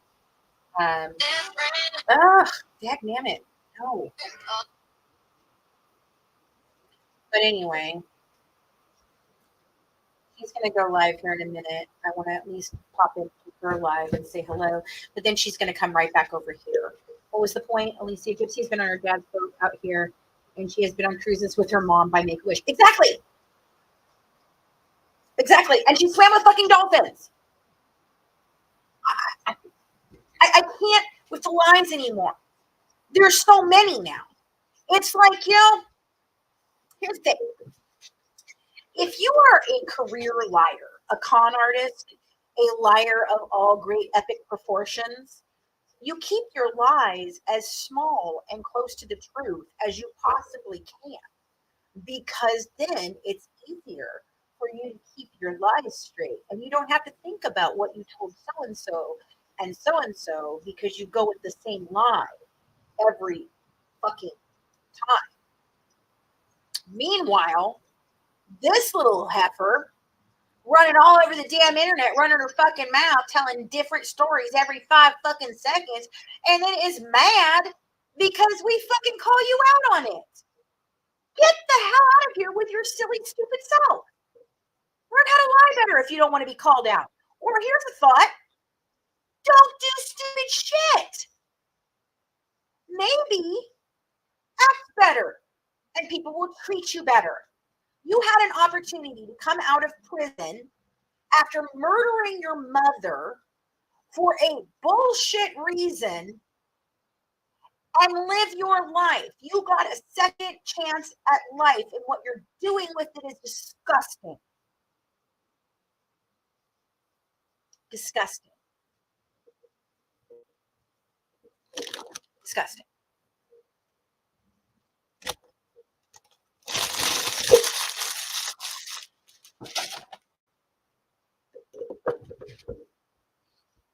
And obviously, I bothered the hell out of your little soul. But you can't stand me. Because you know, and I have your number. And I'm going to continue to call you on it. So call me obsessed all you fucking want. I'm not obsessed with you. I don't give a shit about you. In fact, I wish you'd just go away and go live your life with Ken in your parents' basement or whatever the fuck you're doing. Leave everybody else alone. So we get back to cases that actually matter, not your bullshit. Divorce and food hoarding problems. Okay, nobody gives a flying fuck about your food hoarding problem. No, see, she didn't do that though, Alicia. Not always another doctor, not always another pharmacy. That's what they've led you to believe. That's not what happened. It happened exactly 3 times. First time was when Katrina hit. The second time was in 2009 when Dr. Steele finally decides to be a fucking doctor and mandate report something that he should have mandated reported in 2005 as if he was so suspicious, or 2011 or 2007 when he was told. Okay. But no, lady, you don't have the world wrapped around your little finger in your pink Dollar General dress. We ain't buying your shit no more. And I did the absolute right thing listening to my daughter and allowing you and your stepmommy to just hang yourselves real good. And you keep doing it every day. You prove me right. Every day. Every single one of you. You guys make yourselves look like asses every fucking day. And then you wonder why people like me call you out on being asses. Maybe don't be asses and you won't get called out. I'm just saying. I mean, there are ways. I mean, I know you're really bad at problem solving, clearly. But there are better ways, Gypsy Rose, than what you are choosing right now. And the people that you have around you are not good for you. They're not. They're never going to hold you accountable for your actions. They're never going to encourage you to be a better person. They're never going to encourage you to step into a different part of your life. They're never going to stop using you as a cash cow. And as soon as you become no use to them, Christy is going to do to you exactly what you do to everybody, and Christy does to everybody, and toss you aside. Once your 2 years of parole is up, I don't think your stepmommy is going to be real close to you anymore. If she is at all now. Just saying. I mean, I don't know. All right. New topic. Any other case you guys want to talk about? I mean, I'm willing to answer all your questions and sit here and shoot the shit with you until this race starts at 7. I think Social Security should go after her as well. I want to know why they haven't. That's the questions I have. I'm sorry. That's the questions I have. I don't give a shit who she is effing right now. I don't give a shit about her divorce. I don't care about her going to LA. I want to know why Medicaid and Social Security and all the charities have not come after her. You know the truth. You know what she did. And I understand you're embarrassed. But embarrassment does not mean that she should get away with this. You all should be coming after her with every arm of the law you can. Because she's a criminal. And she deserves to be in jail. Prison. She deserves to be in prison for the rest of her life. She does. She brutally planned and executed a murder and was part of a fraud scheme for over 23 years, of which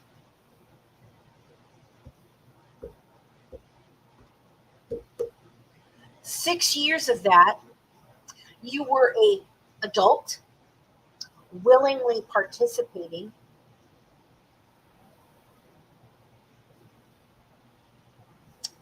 running the streets, having sex with men,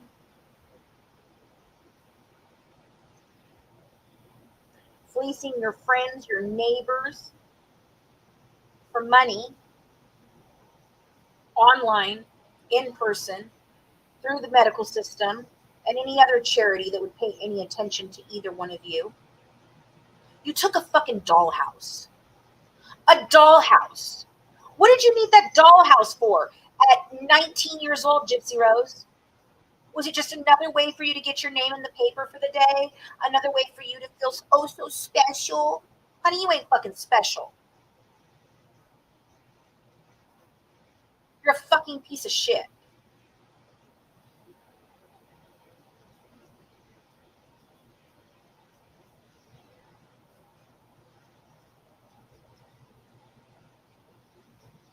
Yes.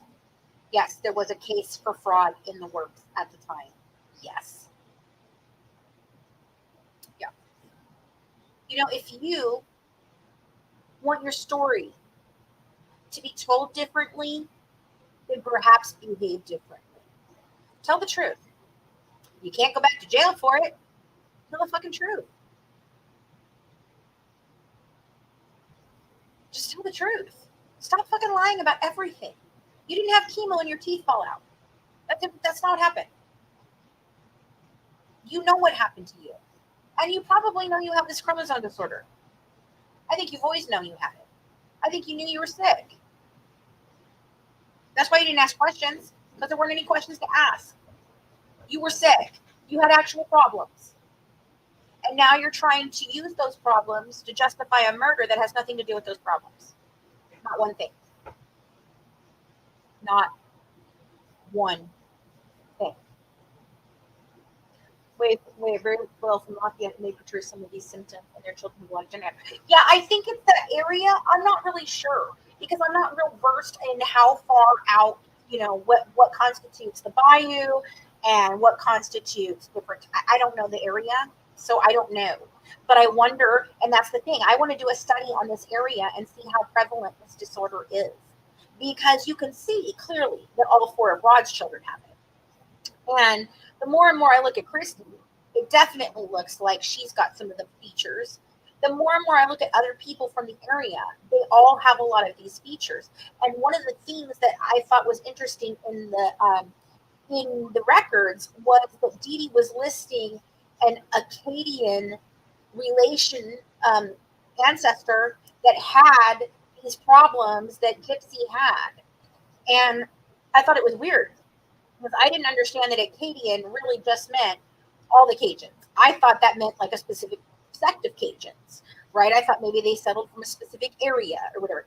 But apparently, no. My daughter tells me, who's a historian, you know, that's not right. That they're all you know, Akkadian ancestry because it's their French heritage. But I don't know.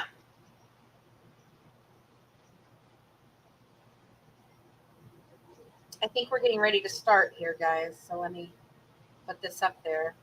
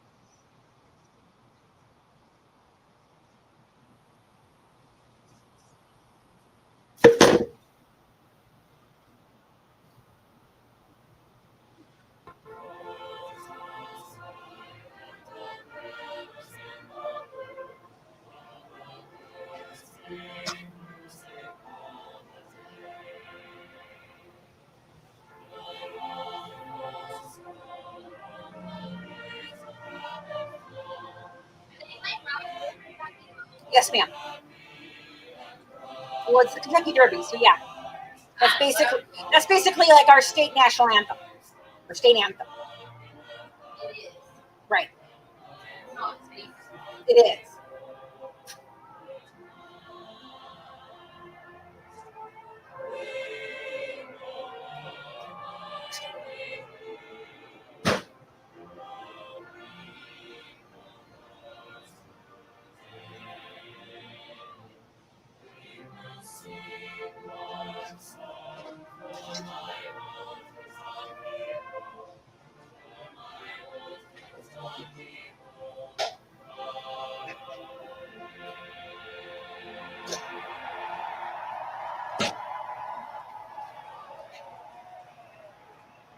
So those two musical moments, the call the post and my old Kentucky home, send everyone, first horses, jockeys, and then the folks in the paddock through the tunnel, see the Twin Spires, and we get going with the post parade for the 150th Kentucky Derby. It begins with the one, Dornoch, named after the famous golf course in Scotland, full brother of last year's Derby winner Mage, trained by Louisville's Danny Gargan, beat Sierra Leone in December. Sierra Leone's the 2, has won the other 3 races in his career. Highest priced Derby horse, $2.3 million. Chad Brown going for his first Derby win. The 3 is Mystic Dan, the jockey trainer combo that won the Oaks yesterday. This horse has won twice, once here at Churchill Downs. Randy, the 4 is Catching Freedom. The Louisiana Derby winner, trained by Brad Cox, owner Dennis Albaugh, looking for his first Derby win, 3rd last year, Angel of Empire. Jerry, the 5 is Catalytic. He earned his way into this race by virtue of a second place finish to favorite Fierceness, but he was beaten over 13 lengths. This is the 3rd Derby start Hi. for Safi Joseph and the 9th for Jockey Jose Ortiz. How are you guys doing? I see they're doing the lineup. This is so cool. I love it. You know, it always is incredible when they do my old Kentucky home. Yeah. I was telling Emily, I was like, look, are they playing my old Kentucky home? I said, yeah. It's like our state anthem. She goes, Mom, it's not like our state anthem. It is our state anthem. Yeah. Hey, listen, you gotta do me a favor. When your 24-hour thing is lit, can we please go live so I can show everybody my hair and my makeup and my hat? I mean, it's not till 10:30 tonight. I know. I mean, I don't mind. Take some pictures. We'll put them up on the site. Early pace setter here. Yeah. And you know what? My freaking brand new West Saratoga ring light went out. It's been just one thing after another. Saratoga, 13. Gray horse. Don't ever bet on a gray horse. Has everybody got their picks? In Colorado. We don't know what the hell's going on, Sarah. You've not been here. Okay. Well, I can run them down for you. We've got the favorite is Fierceness, going off at 3-1 odds. Sierra Leone 9-2, Catching Freedom 8-1, Just a Touch 11-1, Forever Young 7-1, Dornoch 21-1. Mystic Dan. What do you do about that name? Mystic Dan. Going off 16 to 1. Mystic Dan. Just Steel 20-1, Honor Marie 20-1, Track Phantom 20-1, Stronghold 20-1, Resilience 20-1, Catalytic 30-1, TO Password 30-1, Endlessly 30-1, Domestic Product 30-1, Epic Ride 30-1, West Saratoga 50-1, Grand Mo the First 50-1, Society Man 50-1.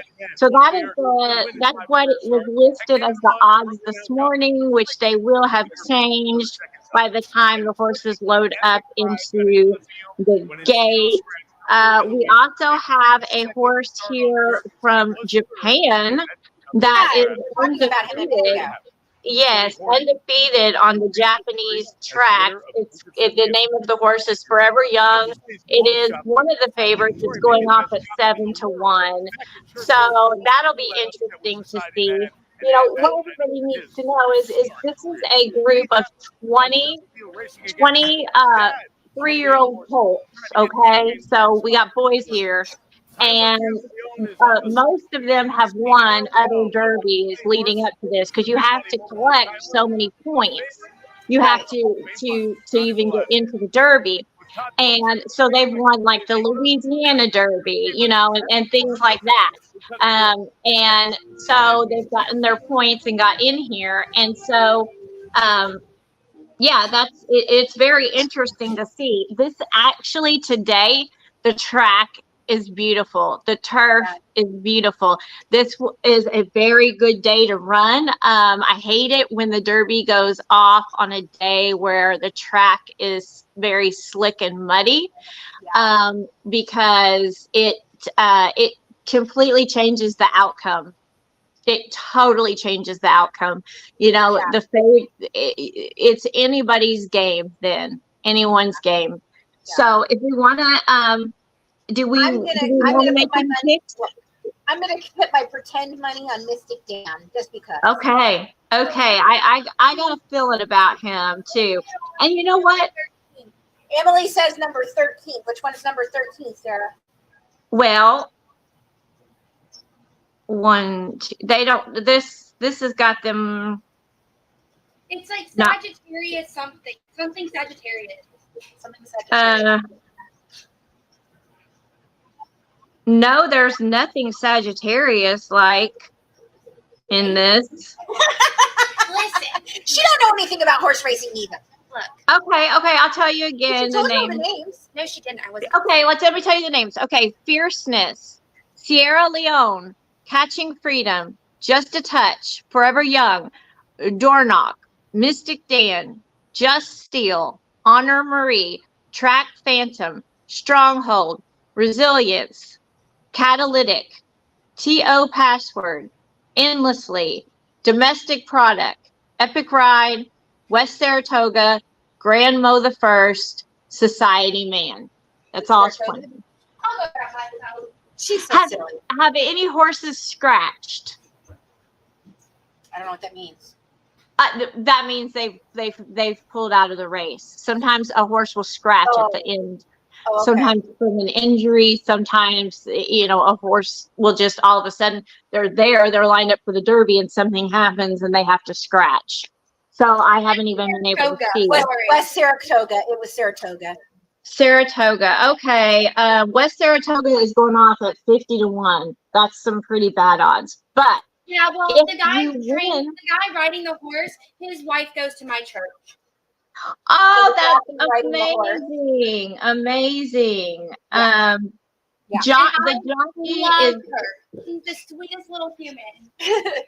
Oh, okay. That is so cool. Okay. So her husband's the jockey.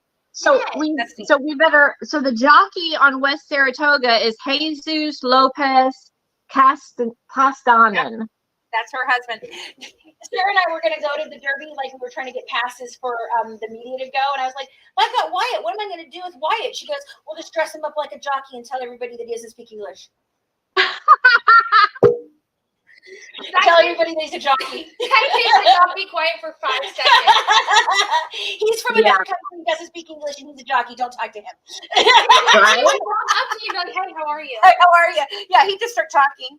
He doesn't. I wish that you guys, I have to go live. I have to go live tonight when your band's lifted so that everybody can see the hat and the glam and the makeup and all that stuff, because tonight this is the premiere of my face on the live, and it's also going to be the night that we put the hat in retirement.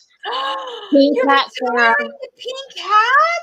Pink Cat Sarah will be no more. I will not be Pick Me Pink Cat Sarah any longer. I will go back to my original TikTok name. And you're always going to be Pink Cat Sarah, right? You know that's not going away.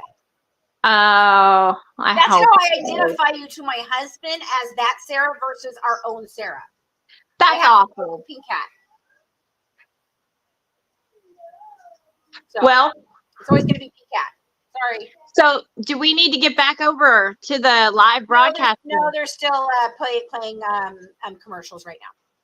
Are they? Okay, because they should be getting. I have it down here. I can see what's happening right now, and every time they start to run a race, I've put it up and stuff. But right now, so yeah, I don't know I don't know if anyone scratched or not. I'm so frustrated. I do not know. It says that on StreamYard, go into your browser settings and change your settings so you can use your camera. I did that 4 times and it still wouldn't reset. That's so weird. I don't understand why it does that. I have no idea either, and I'm so frustrated. Have you tried maybe using a different browser, like Microsoft Edge or anything, or because Google Chrome has its own problems. Okay, yeah. So here we go. We're coming back. So let me put this back up. 56,000 fans on hand. No, she lives. Her mom lives here, but he lives in Illinois. I live in Illinois. I used to live in Corridon. I'll be right back. I got to try and find the chart. My mom used to live in Corridon, so, but I mean, I've grown up my whole life with the, horse racing and stuff like that, because that's just one of my hobbies. Yeah. Well, I wanted to let you know before you came on, I talked to them about a contest. So basically, I said everybody could send in their hat pictures, if they've got a hat or whatever, to tipsforgoodwives@gmail.com. And next Friday on our live show, we will be picking a winner, and we will be putting all of the pictures that you guys send onto our social media for our viewers to vote on what they think about the hats and what's the best hat. So if you guys will send that in, I'm doing a win play show. Is that what it is? Win play show? Yeah, we're just go to the lead. We're going to do a win play show, and whoever gets the winner gets a prize. Whoever gets the one that places, which is second, gets a prize, and whoever places third, which is show, gets a prize. Right. So I said that we would do a care package for win. Our show would probably get something a little smaller, just maybe like a cup or something, and then our final win place show would get like some stickers and things like that. Yeah. So okay. We're trying to put together. I'll put together a little care package for both the two. Oh yeah, it's gonna be. We're gonna make this work. I love how you're streaming this. Yeah. Started watching this race in the Bahamas. I'll tell you, sometimes these foreign horses can come in and clean house, but it's not very often. Not very often. Right. And they always say, never bet on the gray horse. That's just like a superstition. Yes, don't ever bet on the gray horse. They never win.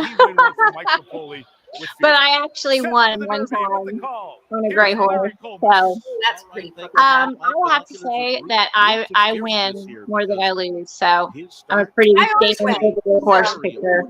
Just a couple left to go. So here we go. They're getting them lined up. Who did riders up this year? I haven't even looked. No idea. I was like so glad that Gypsy did not do Riders Up. So far, standing well. What's Riders Up? I don't even know what it is. Riders Up is when they pick a celebrity figure and they just announce, they just say Riders Up, and then it's time for the jockeys. Okay, here we go. Here we go, guys. That's 2 minutes in sports. Greatest 2 minutes in sports. Fierceness had an okay start. He came away in the middle of the pack.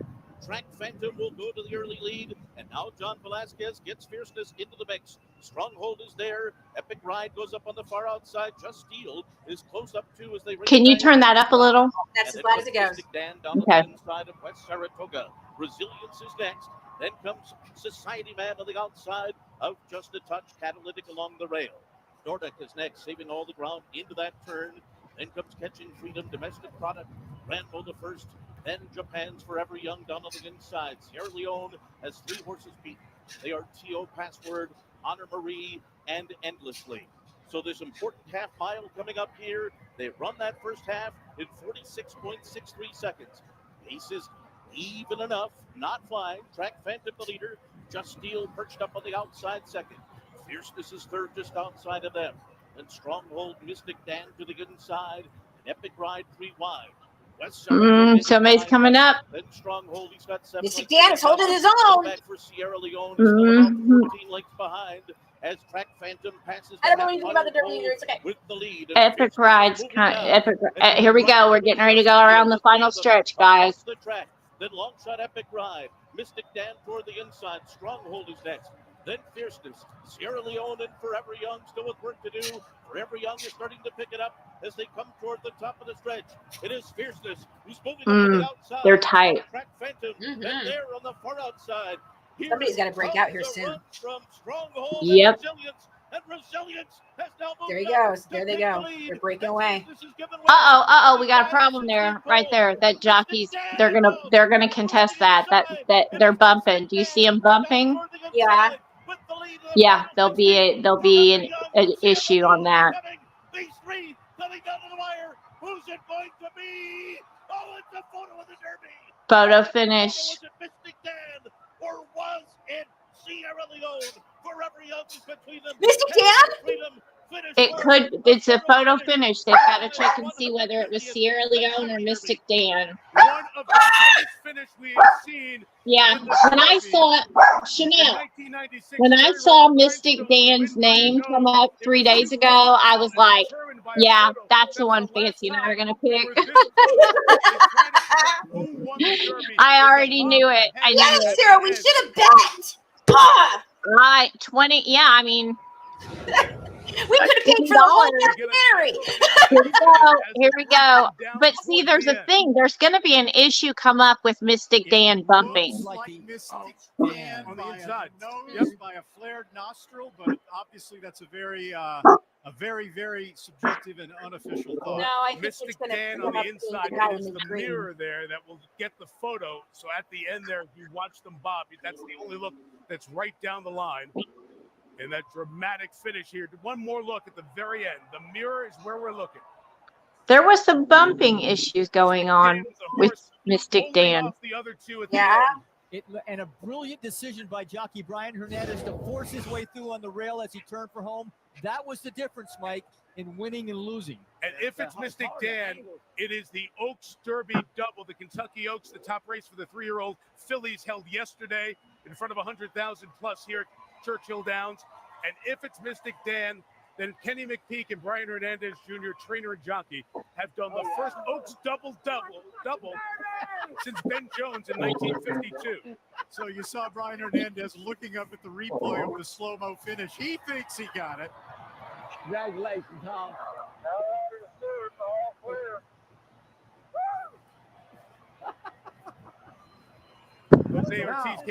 They don't know yet. I'm telling you, there was some serious bumping going on with Mystic Dan. I don't know why that's not going to be called into question. Well, it may be. That may be why we're having to wait so long, right? Did the double in the Oaks and the Derby in 2009. Well, they're still doing the replay over and over. They have to watch it from every angle, and the judges have to decide. Derby win for both he and Kenny McPeak. Here's Mystic Dan making the move on the rail to take the lead. Yeah, I definitely think it was Mystic Dan. Sierra Leone had to check going into the. And I didn't see him bumping. I saw the horses back there bumping. Mystic Dan But he pulled out real early. Right there. Do we see the red horse? Yeah, but Mystic Dan is this one in the front that has. Yes, I understand. I'm just talking about the bumping. They need to address the bumping. That's an issue. Yeah, but it's not an issue for him. He wasn't participating. I understand that, but it could affect whether he wins or not, because they were the 3 horses that came down to the photo finish, and 2 of those horses were bumped. Kenny McPeak. But he didn't bump them. Right. I understand, but I don't think you understand what I'm saying. No, I don't, because if he didn't bump them, then what would be the point? No. Well, it affects the win. Brilliant jockey and ride. I mean, the draw helped us from the beginning. We talked about that when I was shocked Dornack broke bad, but Brian is amazing. Probably one of the most underrated riders in racing, but not anymore, right? You told me earlier this week that you thought your horse was a little overlooked, but that's okay. That was the best shot you've had of the other horses you've ever brought here. Yeah, for sure. We didn't have the greatest trip in Arkansas. He got it. Yeah, it's official now. You didn't know Kenny McPeak has just won the Kentucky Derby. Sarah! We cracked the case, and I am do you know how absolutely, I am ready to jump up and down over here, because we got Mystic Dan, and man, if we had only bet $2 on him, you know how much money we would have gotten back? No, what was the payout? $20 bet.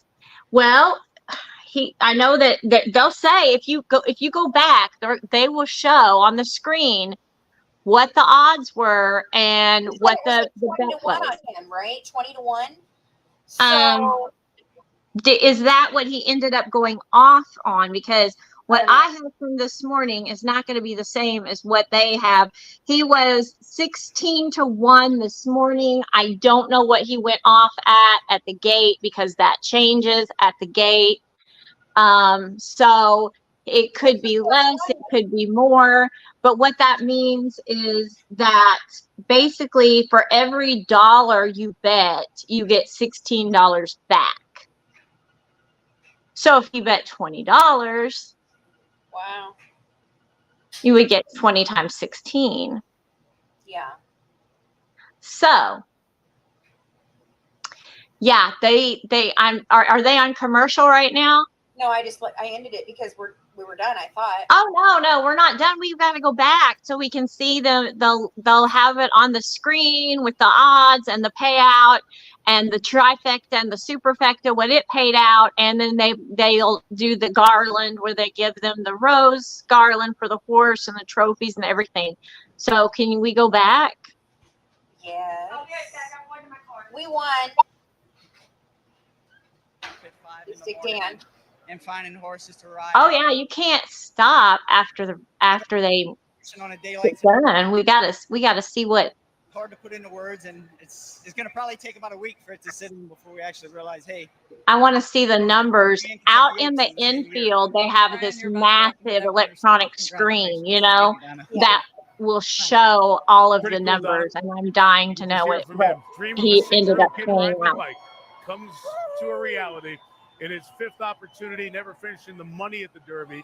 We are still waiting the official photo from Churchill Downs.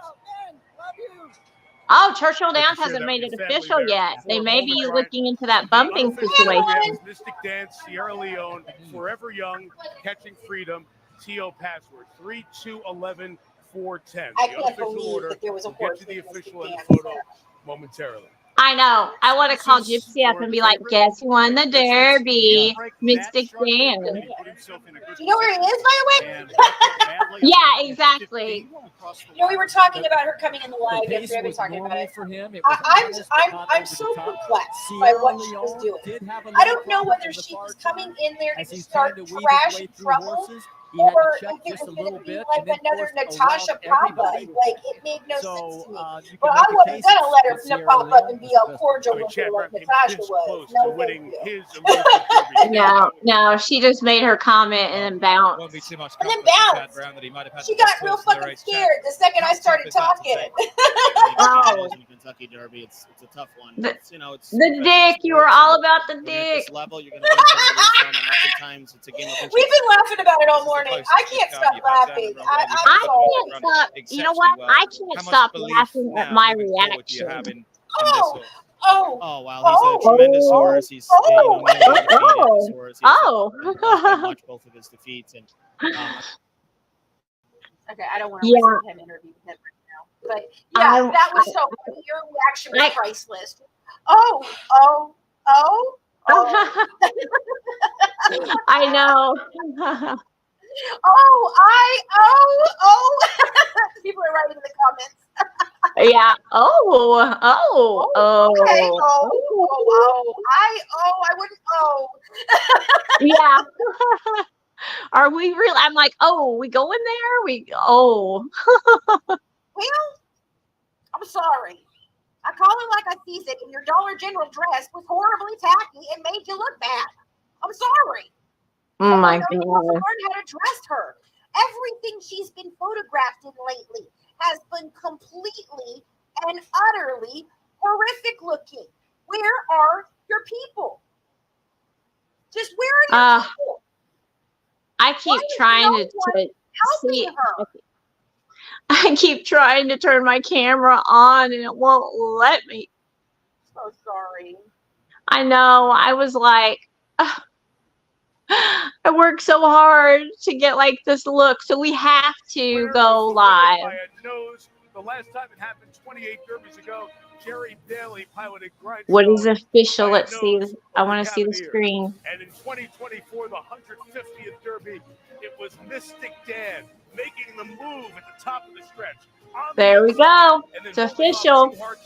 And this is a historic event because it's the 150th Derby. Right. Right. That's what I was just about to say. See, I want to stay on this until we see what's up and what they do. Okay, that's fine. We can leave it up. And he says, Go get put socks I on it. won the Derby. What a win for Wow. someone who dreamed of it at age 38. And for a man from Lexington, Kentucky. I'm still sitting here with my hat on and trying to figure out, like, can I go like on Facebook Live? Sure, take some pictures, and that way we can put those up on the I couldn't hear you. What'd you say? Take some pictures at least. We can put that up on the social media. That's what I did, and I've already got my pictures up, so I was going to put yours up too. So yeah, take some pictures so we can put them up on the social. Yeah. Okay, that's the ad, so we don't need to be. Yeah, they're getting ready to. They'll come in and do the awards ceremony, and I really wanted to see what the trifecta and superfecta went off at. I mean, people can win hundreds of thousands of dollars on that. Yeah, yeah. And that's when you pick to the trifecta. You actually pick the three horses that win, play, show, and then superfecta is 4. So you've got win, play, show, and then 4th place. So, and there's all kinds of different ways to bet them and box them and unbox them, and it can be really complicated. But I have won enough money. I will say this: I have picked enough horses right that I actually one time I had to wait at the betting place because they had to give me an IRS tax form. They had to give me a 1099 because I won so much money. Yeah. So, like when I went to the Derby the year before last, I won like $500. Oh, wow. And I ended up spending every penny of it on a driver just to get us to pay to get us out of there. I mean, people can make a freaking fortune at the Derby, like, because everybody just lines up. outside of the parking lot and has to wait for rides or call Ubers or call cabs or whatever. Right. And it's just so chaotic. I mean, we called an Uber and then the Uber couldn't figure out how to get to us because they had the streets blocked off, you know. And this guy pulls up and he's like, $200, get in. And I just like grabbed my friend and I was like, here we go. And I just like literally jumped in his freaking Escalade. I was like, we're out of here. I don't care. He's like, but like $200 just to go like one way. And I'm like, yeah. Well, then we went to a restaurant to eat and then called the same guy to come back and pick us up to take us to our hotel. And so it ended up being $500 just for a cab ride. Wow. I've been walking.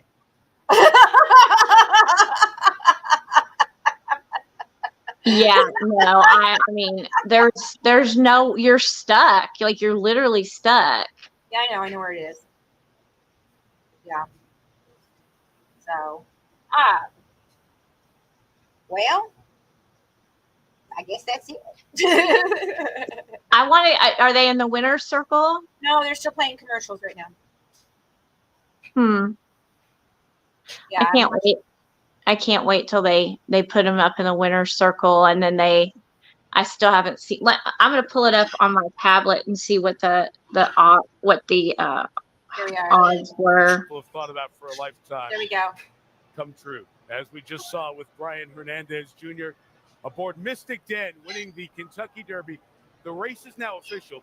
The stewards hold on making the race official as they look at all the different angles to make sure there's no claim of foul, no interference, anything else. So that's why we don't get the photo until it's official. Just got the photo a moment ago, and there it is. The margins will be by a nose and by a nose. This is one of the tightest Triple Crown races. Forget Kentucky. Yeah. Triple Crown races, Randy, in the history of the sport. In my memory, I go back to 1980 here. There's never been a 3-horse finish like this right at the wire. That is crazy. They are not waiting very long. Here we go. The name from Mage in 2023 to the champion in 2024, Mystic Dan. As the work begins there, we show you those who are making the money because they picked the 3. Mystic Dan went off at 18-1. So wow, 18-1. There we go. Change the place, and then even $10 to show.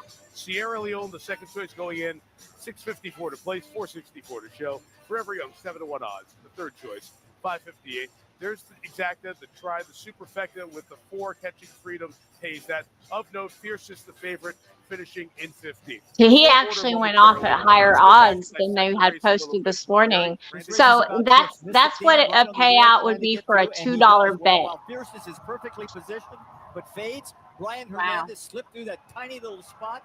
Yeah, he was 16-1 this morning, and then he ended up going off 18-1. Easy, but Sarah Leone and Teo Pat, Forever Young rather, are coming down the middle of the stretch. Man, I just see bumping. I've never seen them not a Steelers.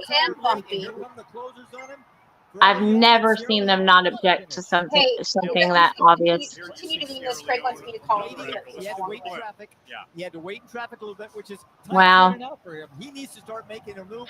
And remember, the horse that came in third place is the Japanese horse.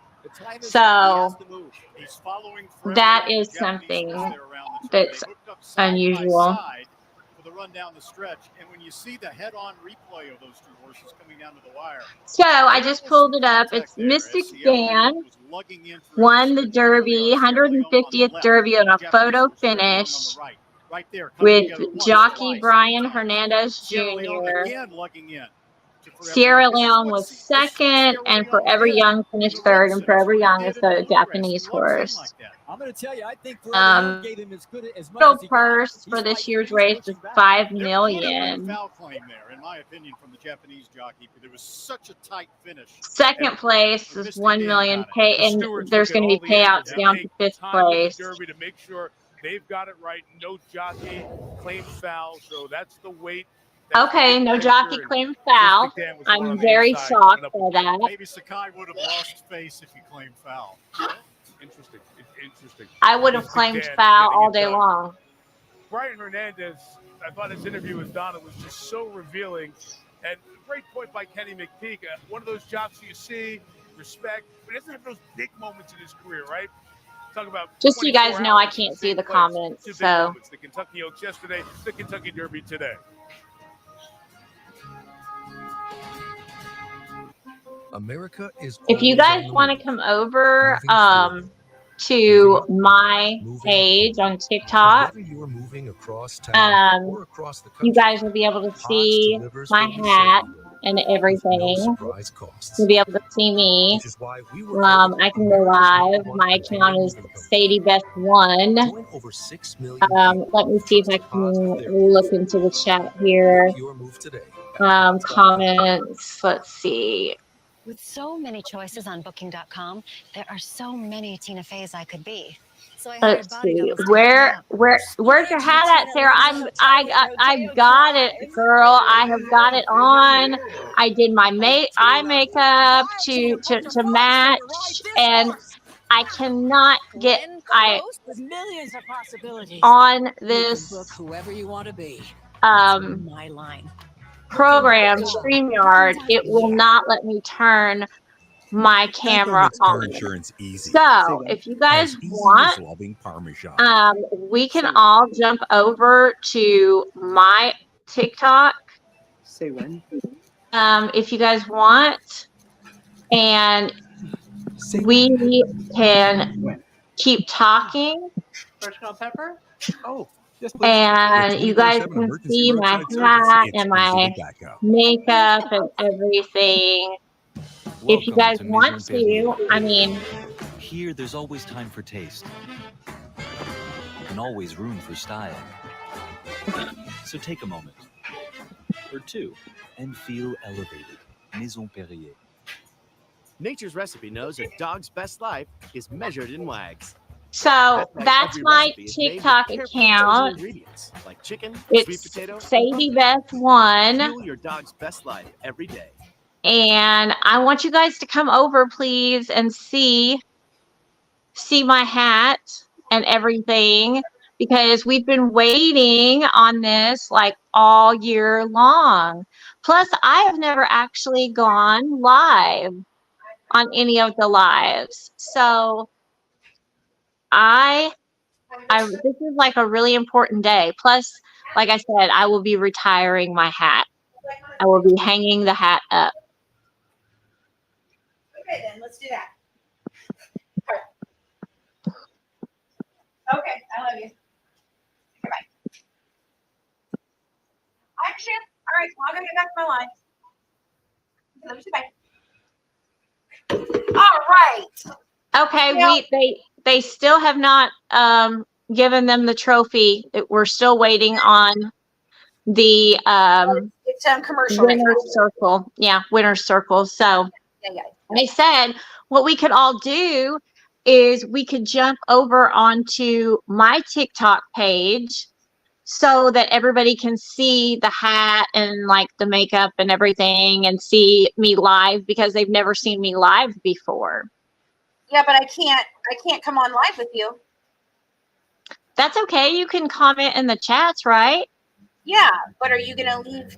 So you want to leave here and go do that, and do you want me to continue on here, or what are we doing?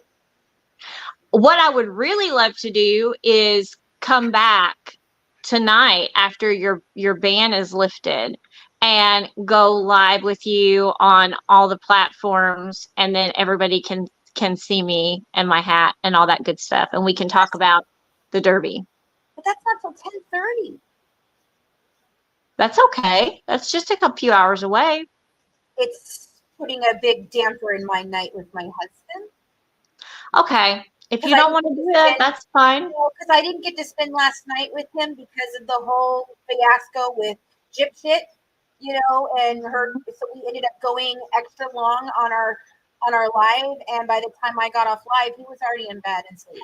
So I don't want that to happen again tonight. I would like to spend time with him tonight. So I can't do anything about that. So if you want to go over on your live on your channel, you're more than welcome to. But I don't know. Well, don't you want to come over and see? Well, of course I want to come over and see. but I don't know if we want to end this now or if we are. Oh, here now they're back. I want on. to see the winner's circle. Years, we've set every record for economic development, what a private douche. sector investment, I hate exports, that and guy. tourism. He's such a We set douche. record lows in unemployment and recidivism. Oh, you we are did building that. a new Kentucky home full of opportunity Ugh. and prosperity for everyone. Come see what Team Kentucky is all about. And Oh today, my God. we get to crown the winner of Kentucky Derby 150. Congratulations to Mystic Dan, the owners, the Gasaway family, and all this ownership group. The trainer, my friend Kenny McPeak, and jockey Brian Hernandez Jr. Congratulations to everybody.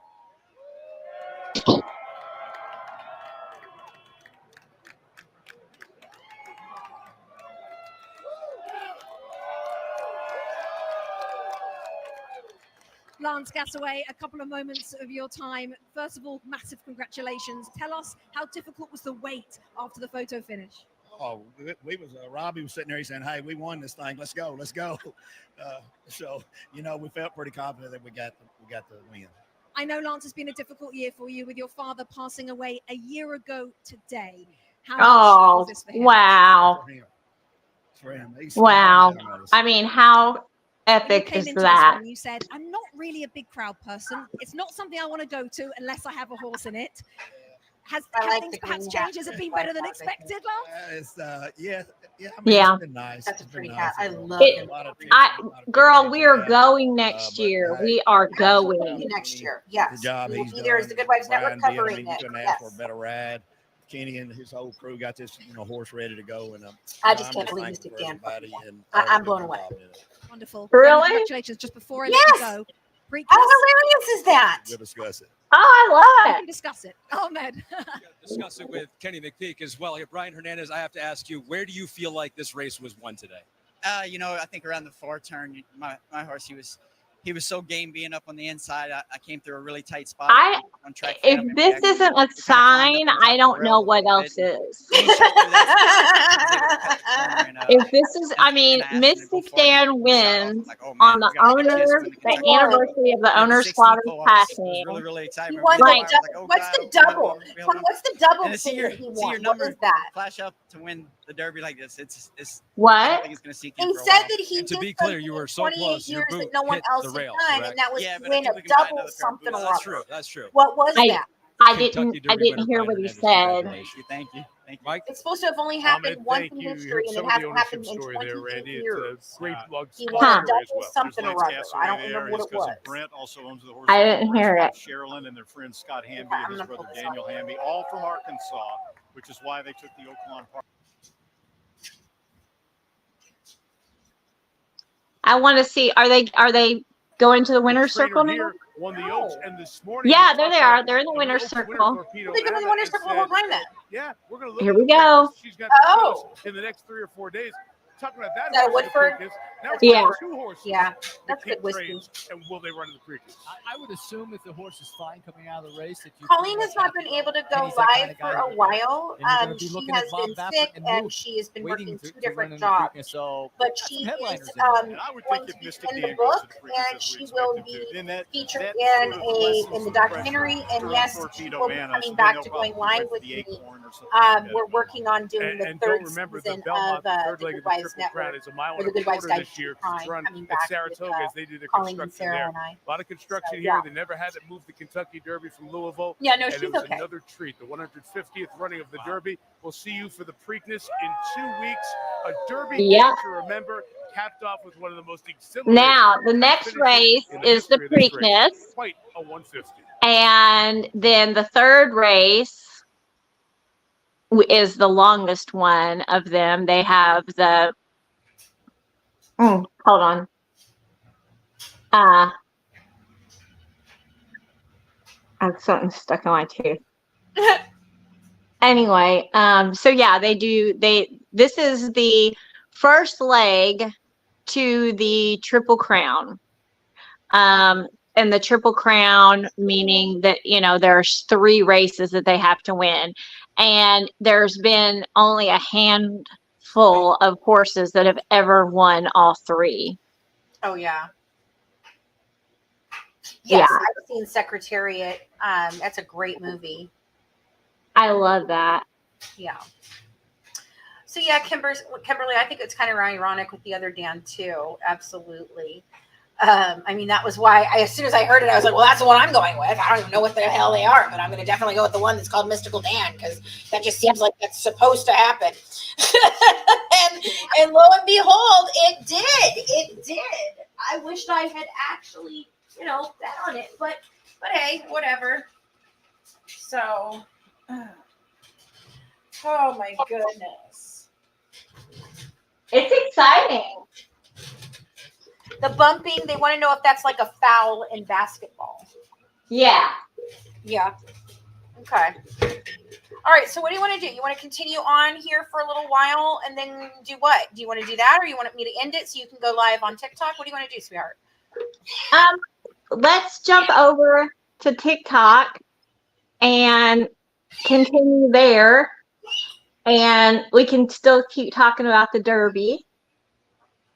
And then everybody they'll get a chance to see the hat and all the stuff and get to see me live for the first time. Okay. All right. Well, then let's go do that, guys. Thanks for tuning in and dishing True Crime and the Derby with Good Wives. Join us on one of our platforms across all social medias at the Good Wives Net. And follow us right now over to Sarah's TikTok, Sadie Beth 1. Sadie Beth 1. Sadie Beth 1, and you will get to see her in all her beautiful glory. And we'll be back again maybe later tonight or next week. Thanks, guys. Have a good one. Bye. Yay! Go, Mystic Dan. Woo! Yes, yes, yes.